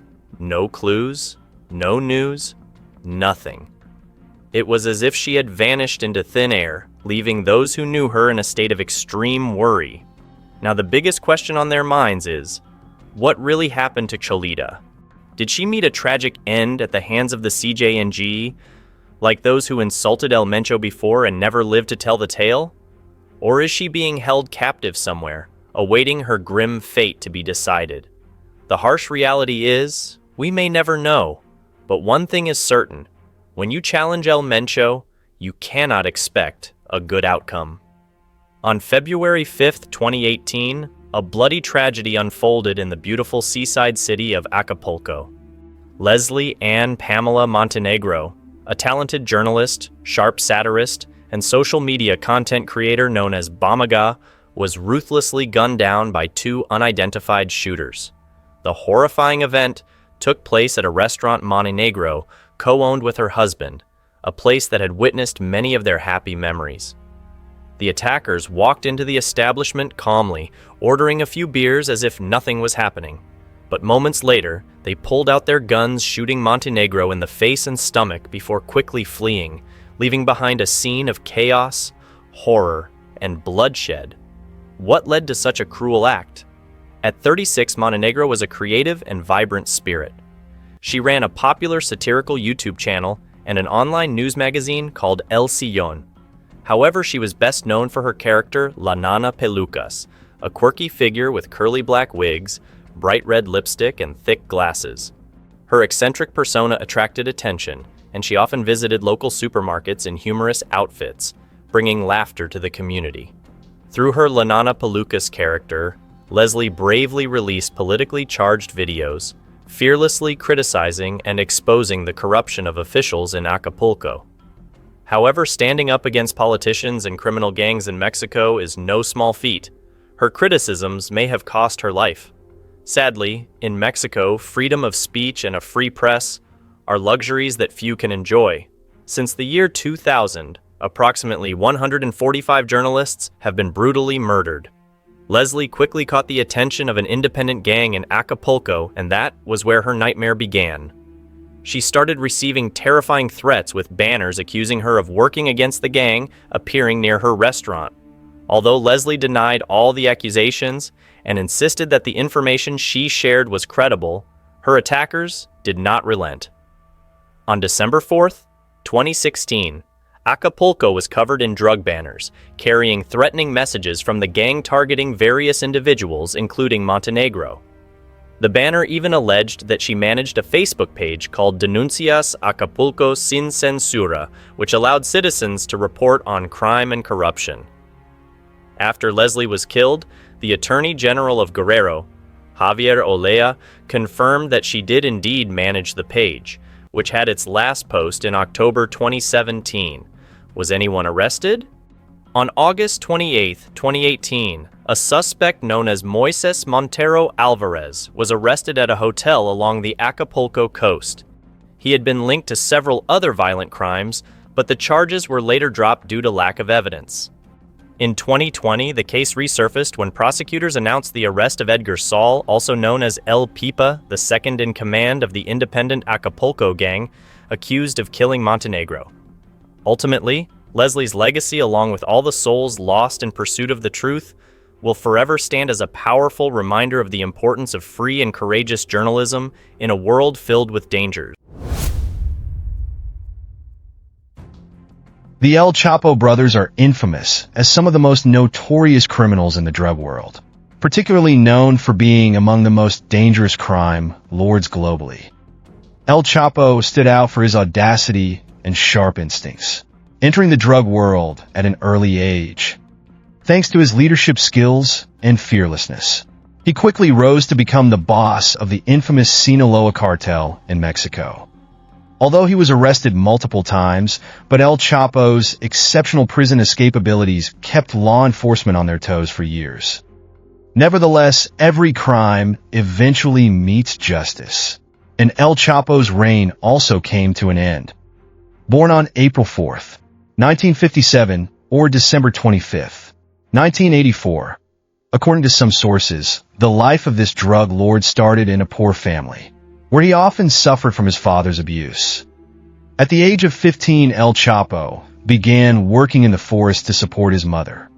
By the age of 20, realizing that his hometown had no opportunities for a better life, he followed his uncle and joined an organized crime gang. His nickname El Chapo, meaning shorty, was due to his small stature, standing at only about 1.68 meters as an adult. In the 1970s, El Chapo began working for drug lord Hector Palma, overseeing drug shipments and the transport of narcotics near the U.S. border by airplane. Being highly ambitious, El Chapo quickly caught the attention of powerful crime bosses and gradually gained more influence in the criminal organization. El Chapo's working style closely resembled that of the infamous Colombian drug lord Pablo Escobar. He valued discipline, punctuality, and was willing to kill anyone who dared to betray or oppose him. Those who knew him understood that no matter how tempting an offer might be from competitors, betraying El Chapo was never an option. Thanks to his professionalism and ruthlessness, El Chapo was introduced to Felix Gallardo, one of the most powerful crime bosses in Mexico at the time. Initially, El Chapo worked as a driver for Gallardo, but he gradually moved up, managing warehouses and overseeing drug transportation from Colombia to Mexico. During the 1970s and 1980s, Mexico was still a minor transit hub for South American drug traffickers, while the real power was in Colombia. However, by the mid-1980s, U.S. law enforcement increased pressure on drug gangs in the Caribbean, shifting drug trade operations towards Mexico. This development turned Mexico into a major drug trafficking center with immense profits and less interference from the U.S. government. At this time, authorities began infiltrating drug gangs with undercover agents to gather information. One such agent was Kiki Camarena, an American operative who went undercover in the drug cartel of Felix Gallardo, providing key intel that led to raids and the seizure of vast amounts of marijuana from large farms. This enraged Gallardo, and shortly afterward, Kiki Camarena was captured, brutally tortured, and eventually killed. The anger over Kiki's death sparked a massive manhunt by both the U.S. and Mexico to find those responsible. This pursuit unintentionally created an opportunity for El Chapo Guzman to rise and gain more control in the drug trafficking network. By 1989, Felix Gallardo was arrested and his cartel began to crumble. El Chapo quickly took over key drug trafficking routes from Sinaloa to Baja California, extending into the U.S. states of Arizona and California. The U.S. government truly began paying attention to El Chapo in 1987 when they realized he was the real leader of the Sinaloa cartel. A report later revealed that El Chapo had smuggled approximately 2 tons of marijuana and 4,700 kilograms of cocaine into the U.S., generating over $1.5 million in profit.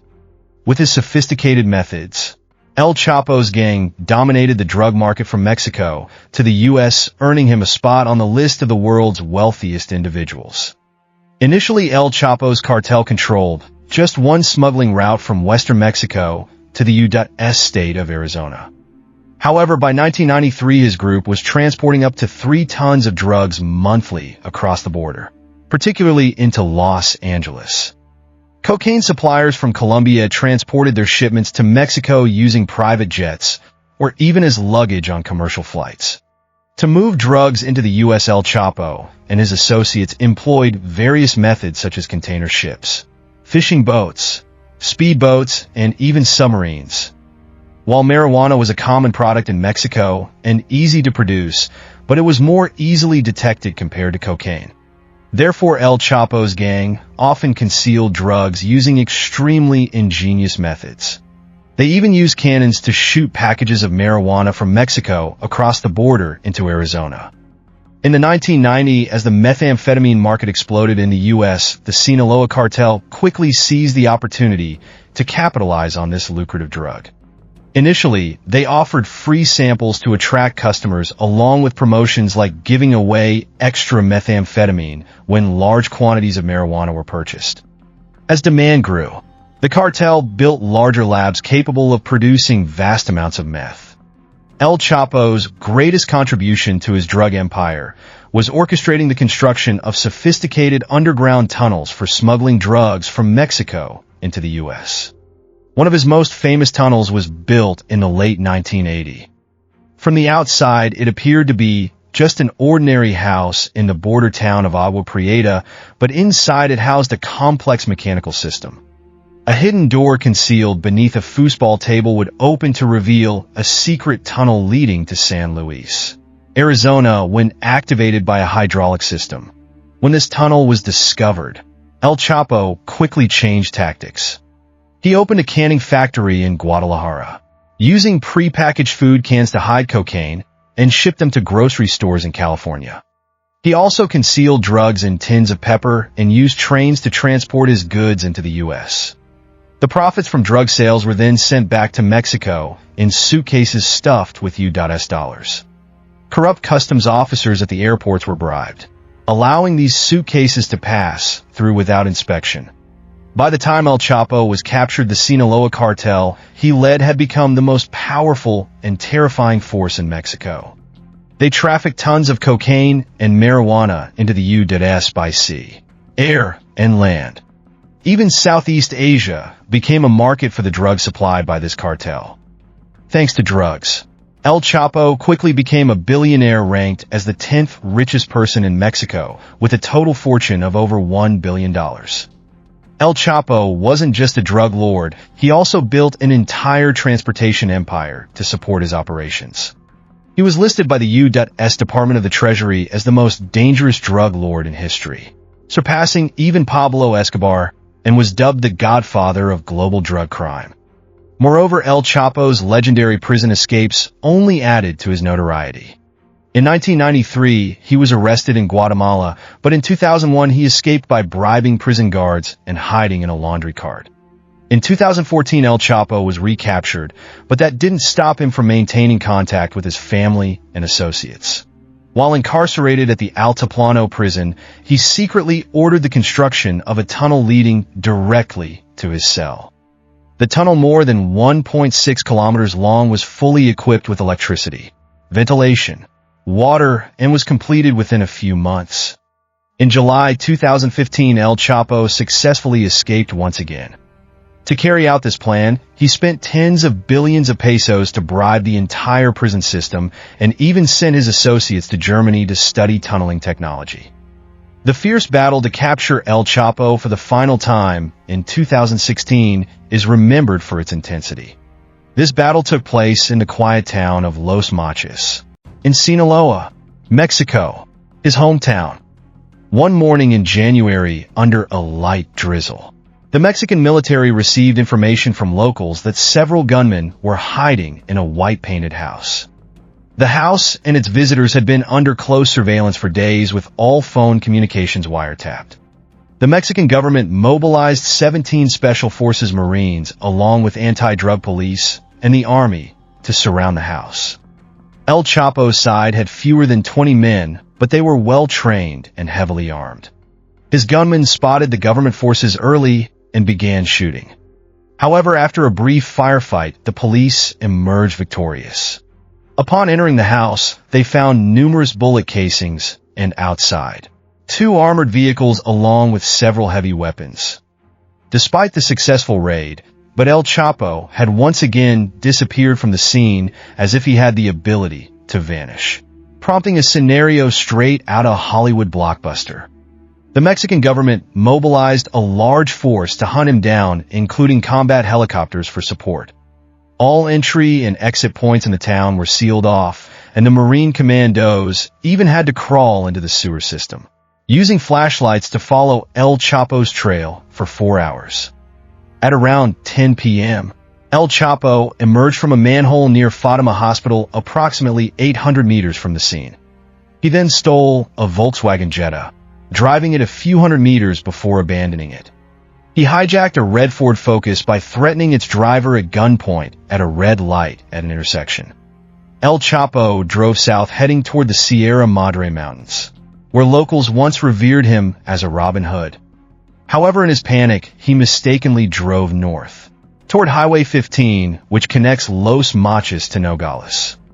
The owner of the stolen car quickly reported it to the police, and just 10 kilometers from Los Mochis, the Ford Focus was stopped by a police patrol. They immediately subdued El Chapo and took him back into custody. When El Chapo was imprisoned, his cell had concrete walls a meter thick, and he was constantly moved to prevent another escape. The prison was monitored 24/7 with thousands of security cameras, guard dogs, and even tanks and armored vehicles guarding the facility. However, even with these security measures, people were still uneasy about the drug lord nicknamed the King of Tunnels. Eventually, El Chapo was extradited to the U.S. and held under strict surveillance. He was taken to New York for trial, and security around the courtroom was so tight that the area surrounding the courthouse was closed off weekly with police, escort vehicles, and helicopters monitoring his journey from the prison to the courthouse. El Chapo's lavish lifestyle was revealed during the U.S. trial on November 27, 2018, when a witness named Miguel Angel Martinez, who had worked under him, testified. According to the testimony, El Chapo's drug trade boomed in the early 1990s, fueling his extravagant lifestyle. El Chapo smuggled tons of cocaine through secret tunnels along the border, hiding drugs in oil tankers with hidden compartments. The massive amounts of money from this operation were transported back to Culiacan, Mexico. Each month, El Chapo's 3 private planes carried an average of $10 million in cash per trip. He also used private jets to fly around Mexico visiting his properties, including a beach house with a private zoo that housed lions, tigers, and black panthers. The zoo even had a small train that transported visitors around the grounds. El Chapo also owned a yacht named Chapito and was known for his extravagant spending. He was particularly generous with women, buying them houses, cars, and expensive jewelry. He loved to travel the world, visiting Las Vegas just to gamble and Switzerland for anti-aging treatments. According to witnesses, El Chapo wielded power equivalent to that of the President of Mexico, a shocking testament to the influence of this notorious drug lord. In January 2020, Mexican President Andrés Manuel López Obrador emphasized his determination to end the era of corruption and reform the government system. He took office in December 2018 with a promise to root out corruption which had deeply entrenched itself in Mexico. In his New Year's speech, he reiterated this message, highlighting that significant progress had been made toward this goal. Previously, figures like El Chapo, who held power and influence on par with the president, made cracking down on crime a challenging task. However, that era has come to an end. On July 17th, 2019, El Chapo, Mexico's notorious drug lord, was sentenced to life imprisonment plus 30 years. Additionally, he was ordered to pay a $12.6 billion fine, the amount earned from his drug trafficking operations. Earlier in February 2019, a jury at the federal court in New York convicted El Chapo of multiple charges including trafficking cocaine, heroin, methamphetamine, and marijuana into the U.S. over a span of 25 years, as well as money laundering, illegal possession of firearms, and involvement in criminal organizations. All these charges carried life sentences. Prosecutors also requested the judge impose an additional 30-year sentence for El Chapo's use of weapons in criminal activities and demanded that he pay fines based on his drug trafficking revenue. Following his sentencing, El Chapo is expected to serve his time in the highest security federal prison in Colorado, a supermax facility from which no one has ever escaped. Attorney Gerald Shargel also confirmed that El Chapo would be held at Supermax, a place renowned for its strict security, considered the toughest prison in the U.S. The story of playing with fate becomes intensely dramatic and chilling when you dare to steal drugs from Mexican cartels. 5 reckless individuals thought they could escape danger, but they quickly realized that once you stick your hand in the fire, not only will you get burned, but you might also be completely consumed by the flames. Martin Alejandro Cota Monroy, on October 10, 2010, everything swiftly turned into a nightmare in a quiet neighborhood in Phoenix. When the police received an emergency call from neighbors and rushed to the scene, they couldn't believe their eyes. Martin's body lay cold on the apartment floor, but the most horrifying part was that his head had been severed and rolled a few meters away. The brutal attack didn't stop there. He was blinded and stabbed multiple times in the head, and his torn hands indicated his desperate struggle in his final moments to fight off death. Police quickly discovered the reason behind this gruesome death. Martin had made an unforgivable mistake by stealing 400 pounds of marijuana from a notorious Mexican drug cartel. But those cold-blooded killers wouldn't let it slide. They crossed the border into Arizona with a single mission: to hunt him down and execute him brutally.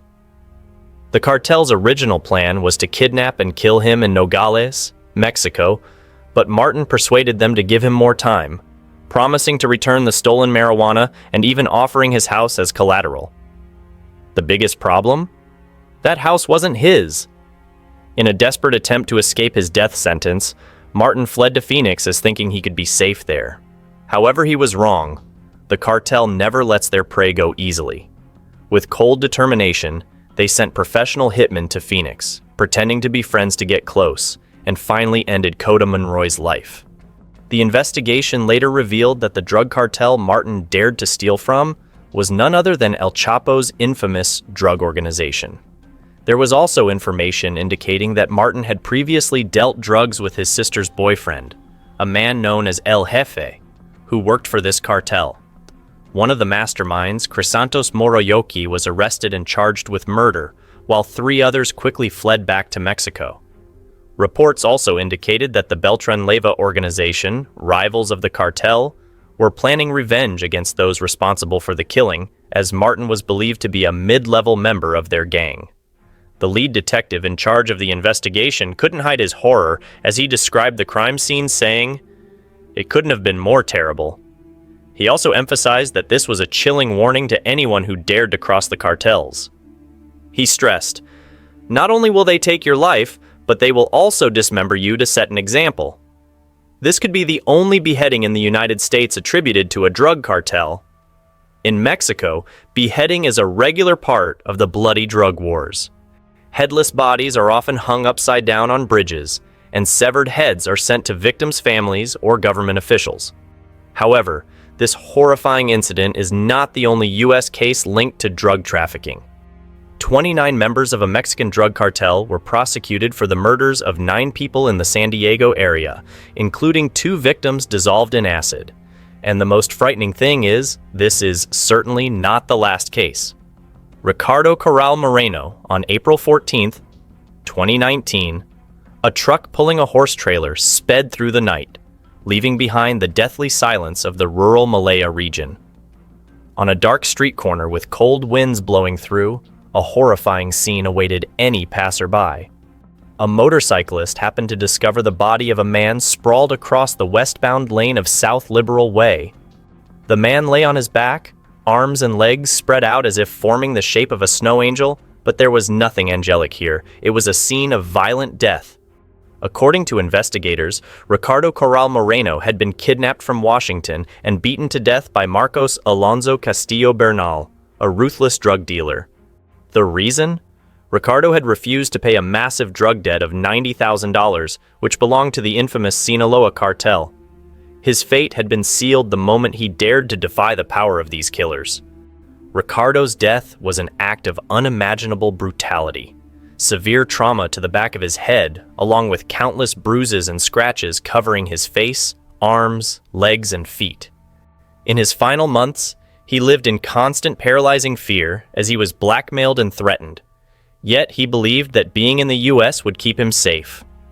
Ricardo mistakenly thought that geographical distance would protect him from the cartel's vengeance, but little did he know that 4 hitmen from the Sinaloa cartel had crossed the border into Oregon to hunt him down, trapping him with no way out. According to Castillo Bernal's testimony, Ricardo was initially held in an apartment before being taken to a remote farm in Malaya, where the brutal torture was carried out without any mercy. Ricardo spent his final moments in unbearable pain and sheer terror, knowing there was no escape from the hands of these murderers. Though the 4 men responsible for Ricardo's death were never brought to justice, Castillo Bernal, who appeared in a video disposing of the body, was eventually arrested. In a plea deal, he admitted to knowing about the kidnapping and holding of Ricardo from April 10th to April 13th, 2019 due to the unpaid drug debt. He confessed to guarding the victim and handling the body, but denied any involvement in the abduction or murder. In court, Castillo Bernal tearfully defended himself, claiming he didn't dare to flee or resist out of fear for his own safety and that of his family. However, the anger of Ricardo's family was not easily appeased. Ricardo's sister pleaded with the court to sentence Castillo Bernal to life imprisonment for the suffering her family had endured. But in the end, he was sentenced to just 26 years in prison. Throughout the trial, Castillo Bernal's lawyer argued that his client was also a victim of the drug cartel, forced to participate in the crime out of fear. But the truth remained clear. Ricardo Corral Moreno died over a debt he couldn't pay, and his life was treated as nothing more than a bargaining chip in the ruthless game played by drug traffickers. Barney Harris, on April 8, 2021, it was a morning of horror in Green Level, North Carolina, as calls reporting gunshots rang out. The sheriff's deputies rushed to the scene on Wyatt Road, and upon arrival, they found 2 lifeless bodies. One of them was Barney Harris, a teacher and basketball coach beloved by students and colleagues at Union Academy in Monroe. But behind his kind exterior, Barney harbored a dark secret. He had ventured into the deadly world of crime, and the price he paid was his own life. Barney had attempted to rob the home of a member of a notorious Mexican drug cartel, and he paid dearly for his boldness. Alamance County Sheriff confirmed that when dealing with drug cartels, bloodshed is inevitable.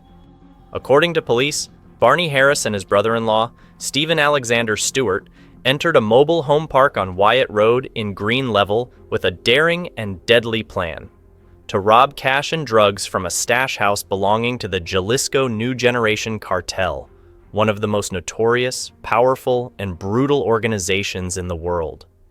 Everything seemed easy, but they had no idea that a dark fate was waiting just beyond the door.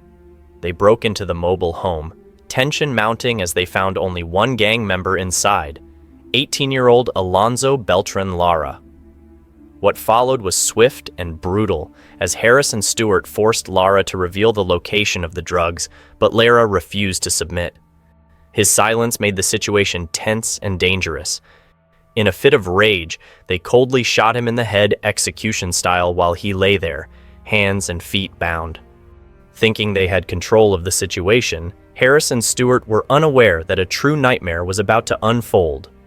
Other cartel members unexpectedly arrived on the scene and a violent shootout erupted. Amid the gunfire and chaos, despite wearing a bulletproof vest, Harris was no match for the barrage of bullets from the cartel. He was found dead in a bedroom, marking the tragic end of a life lost to drugs and violence. What was especially tragic was that Harris's bulletproof vest, his last hope, was useless against the type of ammunition used by the cartel, leading to a painful and devastating end. The fierce attack left no other casualties aside from Harris. 3 nearby trailers were struck by stray bullets, adding to the horror of the confrontation. Police revealed that Harris and Stewart had used an electronic device to monitor the cartel members' movements before the incident. Stewart, who survived the shootout, was arrested a few days later and charged with armed robbery and first-degree murder. But what puzzled many was why Harris, a teacher and basketball coach with a promising life, had fallen into such a terrible spiral of crime. That question remains an unsettling mystery to this day. On March 24, 2023, a shocking incident occurred involving Eric Tadeo Ramirez, a man from Laredo, Texas. In a bold and reckless act, Ramirez boasted about stealing $50,000 from the Cartel del Noreste, one of the most notorious criminal organizations. Surprisingly, Ramirez didn't feel any fear. In fact, he took pride in his feat. He told his friends that since he was on American soil, he had nothing to worry about, believing himself untouchable by the cartel. But reality didn't unfold that way. Just hours after his boasting, the cartel struck. At midnight, a group of masked, armed men stormed Ramirez's home in Laredo, arriving in a pickup truck. They dragged him outside and took him across the border to Mexico. On the way, Ramirez tried to escape while the vehicle was moving, but was violently restrained.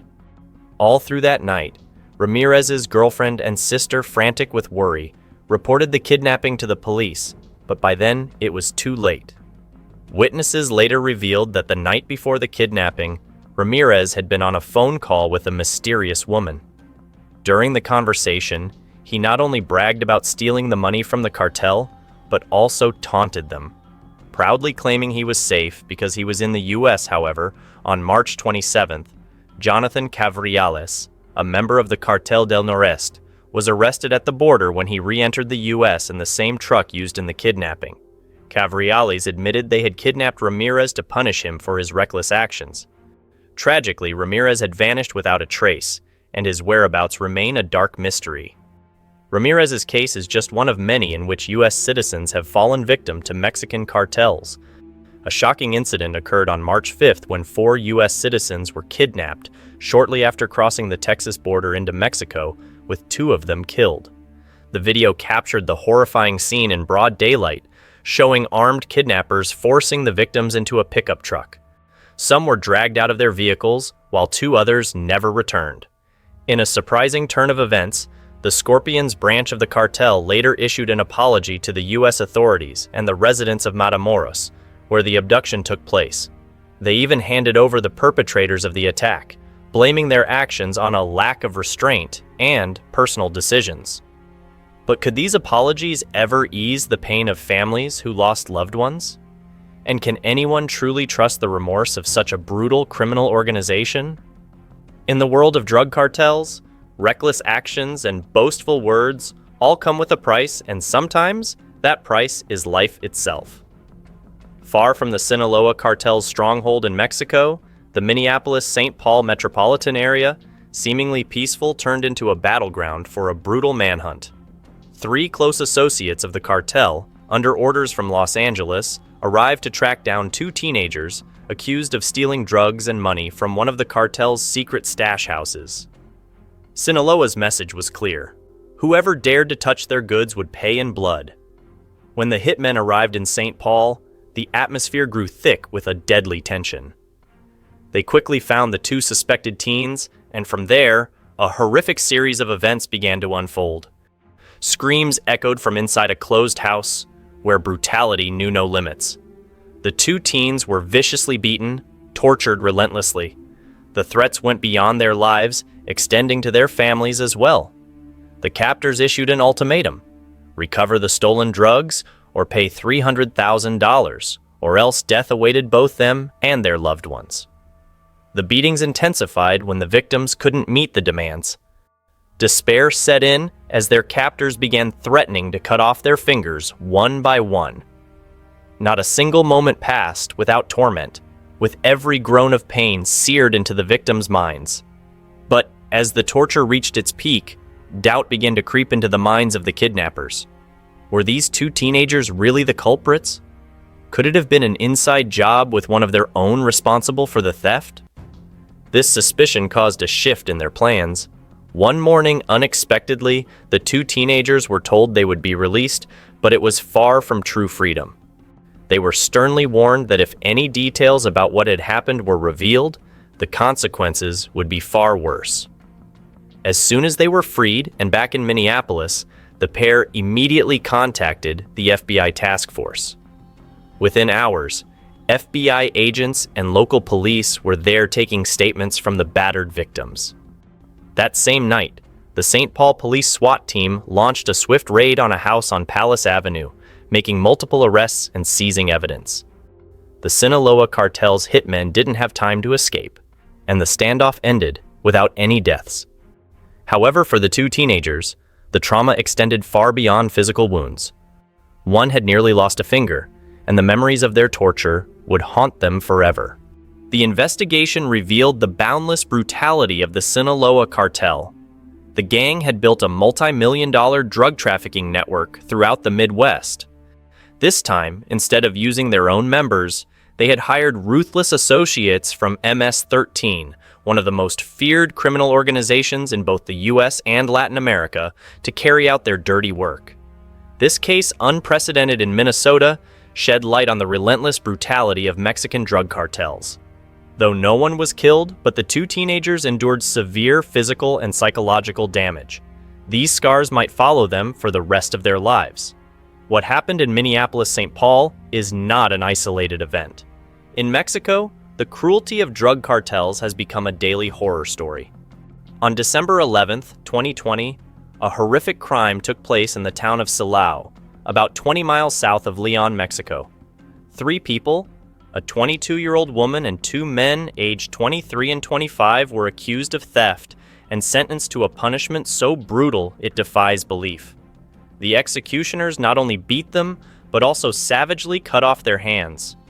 Residents were horrified when they found the 3 victims abandoned on the roadside, with bags containing the severed hands beside them. Nearby was a note from the Jalisco New Generation Cartel, CJNG, warning that anyone who dared to steal would face the same fate. The victims were rushed to the hospital in a desperate attempt to save their severed limbs, but it was all in vain. Police arrived to investigate, but the case remains unsolved. CJNG, notorious for its cruelty and savagery, does not hesitate to use the most horrific methods to protect its assets and territory. From torture and amputation to cannibalism, CJNG has risen to become one of Mexico's most powerful and feared cartels, second only to the Sinaloa cartel. These two organizations, with their vast drug trafficking networks and unlimited power, have spread fear and death wherever they go.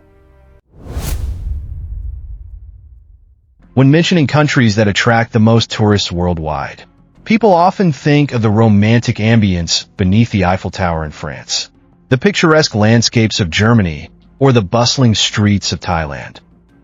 However, few are aware that Mexico is also becoming a highly sought-after destination. Since ancient times, Mexico has been the cradle of 2 of the greatest civilizations in the Americas, the Maya and the Aztec. Mexican culture is rich with distinctive, unique and incredibly captivating traits. But if you've ever set foot in the land of the bullfighters, you'll notice that Mexico shares many similarities with Spain. This isn't surprising, as Mexico was heavily influenced by Spain during the colonial period. It is this blend of cultures that has made Mexican civilization so diverse and unique today. Mexico is undeniably beautiful, but as the saying goes, every rose has its thorn. Alongside the vibrant images of cowboys with wide-brimmed hats and mariachi dancers in rainbow-colored dresses, Mexico also harbors darker, more terrifying sides. One of these is the Mexican Mafia, one of the most infamous and ruthless criminal organizations in the world. Just the mention of the Mexican Mafia sends chills down the spine due to the sheer brutality of their operations. The Mexican Mafia is ready to take down anyone who stands in their way using the most barbaric methods. Almost daily violent killings take place, spreading terror not only among the Mexican people, but throughout the world. The Mexican Mafia, also known as La IM, is a notorious prison gang based in California, USA. For prison guards in California, it's regarded as the gang of gangs, controlling not only all activities behind bars, but also influencing illegal operations on the outside. The power of the Mexican Mafia is so immense that it's often referred to as the shadow government. The organization was founded by Luis Huero Buff Flores and 13 other inmates while serving time at the California State Correctional Facility. In the 1950s, the Mexican Mafia began to gain notoriety when President Felipe Calderon launched a nationwide crackdown on social issues in an effort to eradicate the rampant criminal gangs in Central America. Initially, the Mexican Mafia's goal was simply to form an alliance for self-protection against other inmates. However, over the course of 6 decades, the organization became corrupted, committing numerous crimes such as theft, extortion, and ruthlessly eliminating anyone who dared oppose them. The Mexican Mafia's power continued to grow thanks to its brutal reputation, which spanned over 30 years within the prison system.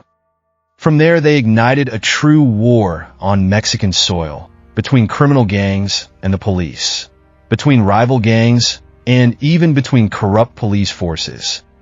These powerful criminal gangs don't just possess heavy weaponry. They're equipped with tanks, armored vehicles, and even drones. In Mexico, the police don't need to search for the Mafia. The Mafia seeks them out to provoke and taunt with the attitude of "catch me if you can." At the beginning of 2022, a vehicle carrying the bodies of 10 people was parked right next to a Christmas tree beside the governor's mansion in the city of Zacatecas, central Mexico. This was seen as an open challenge from the Mafia to the local government, especially after Governor David Monreal, since taking office, have been actively cracking down on gangs with the help of Mexico's president. Statistics show that there are currently at least 150 organized criminal groups operating in Mexico, compared to 2006 when this number could still be counted on one hand. The government has offered a reward of $1.6 million for any valuable information leading to the arrest of gang leaders. However, the purges occur so frequently that the people of Mexico have gradually become indifferent as violence unfolds almost daily. Mass graves are continuously being discovered, with many victims found in a state beyond recognition. The people of Mexico constantly ask themselves, when will this end? Or when will we be the next ones to fall? The conflicts between the two major cartels, Sinaloa and Jalisco New Generation, as well as local mafia groups, have left devastating consequences, turning many towns and cities into wastelands. According to data from Mexico's Ministry of the Interior, an average of 112 violent incidents have occurred daily since December 2018. Over 60,000 people have disappeared, and only 8,200 have been found in graves since 2006. What's even more tragic is that these cases are not officially counted as murders because the authorities cannot identify the victims. Currently, more than 52,000 people remain missing, and their identities cannot be determined for investigation. Many Mexican states are heavily affected by gang violence. In 2021, the state of Zacatecas broke records with a rate of 90.4 purges per 100,000 people. The Mexican Mafia is truly a horrifying nightmare for the people living there. The numbers of violence and crime will likely continue to rise unless the government implements strict measures to quell the chaos and protect the rights and lives of the people from these aggressive forces.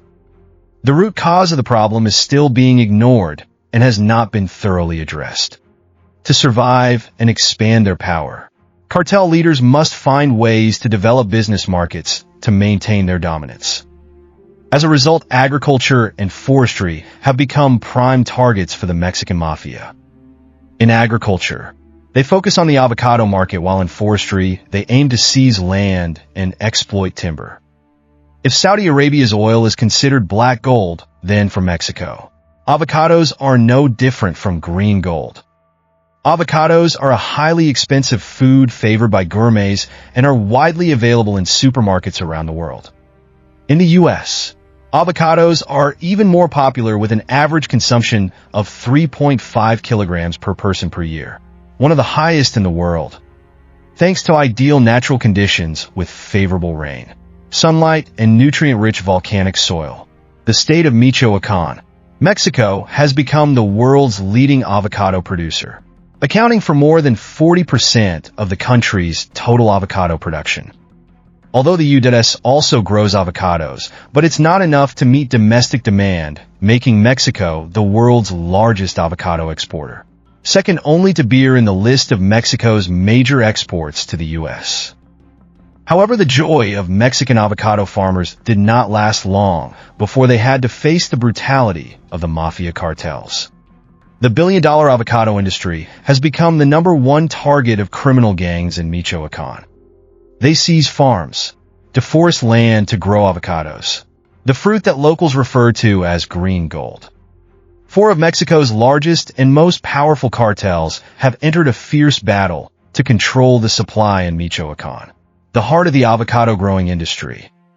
Traditional farmers in the city of Uruapan, Michoacán, have been caught up in the profit disputes of the cartels.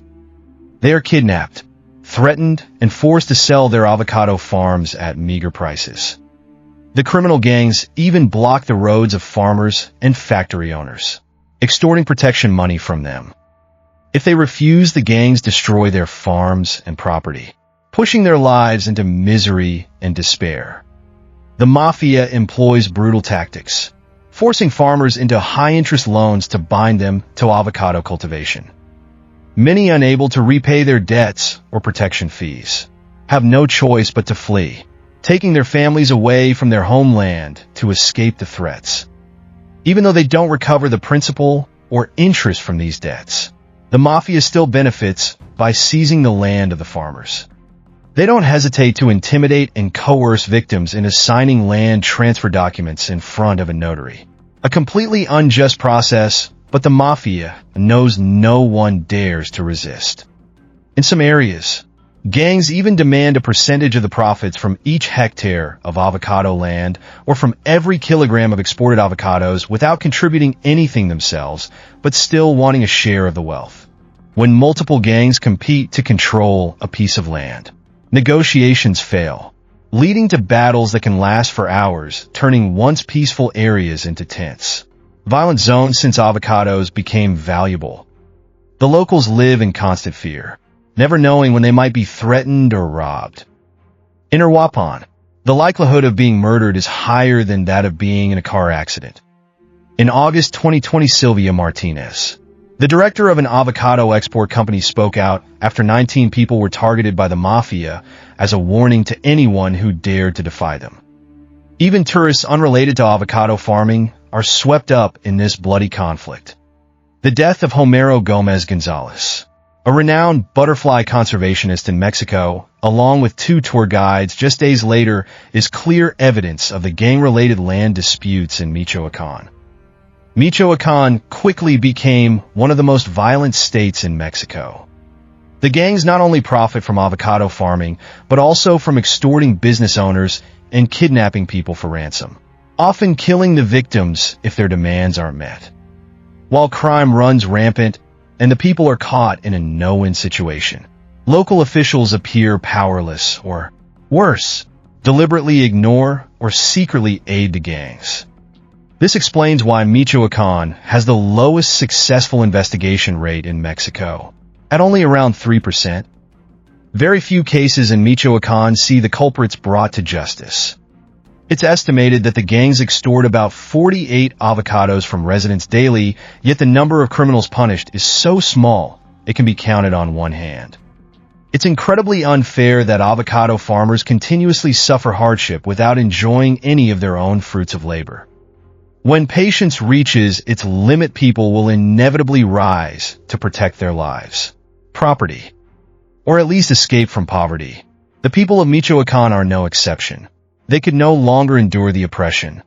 Pushed to the edge, they were forced to take up arms and fight back against the Mafia. The residents organized themselves into militia groups, assigning people to guard the entrances to their villages. The first militia group was established in the village of Tansataro. No one could continue accepting that their entire family worked tirelessly in the fields, caring for crops only for extortionists to come and take everything in an instant, leaving them with nothing. The self-defense militias were equipped with body armor, armored vehicles, and submachine guns, no less well-armed than professional police. This had a significant effect. They maintained local security so well that the Mafia no longer dared to venture into Tansataro, and crime rates dropped dramatically. Although Mexico has laws prohibiting civilians from owning military-grade weapons, and the federal government has called for these self-defense groups to disarm, but the civilian fighters in Tansataro have no intention of laying down their arms. They assert that they will only cease their efforts when the state and federal governments can fully guarantee the safety of their town. However, the Mexican Mafia's reach didn't stop there, as they soon began infiltrating the country's forestry industry. Mexico is fortunate to have vast, ancient natural forests and many communities. Especially indigenous ones have historically benefited from logging and tourism. However, the intervention of criminal gangs has shattered this stability. Chihuahua, Mexico's largest state, has more than 25,000 hectares of forested land, primarily pine forests harvested for agriculture. In the past, Chihuahua's strategic location made it a target for criminal groups seeking control of drug trafficking routes. But in recent years, these organizations have expanded into illegal logging. The forests have been ravaged by loggers. Residents have lost their livelihoods, and they face even more devastating natural disasters as a result.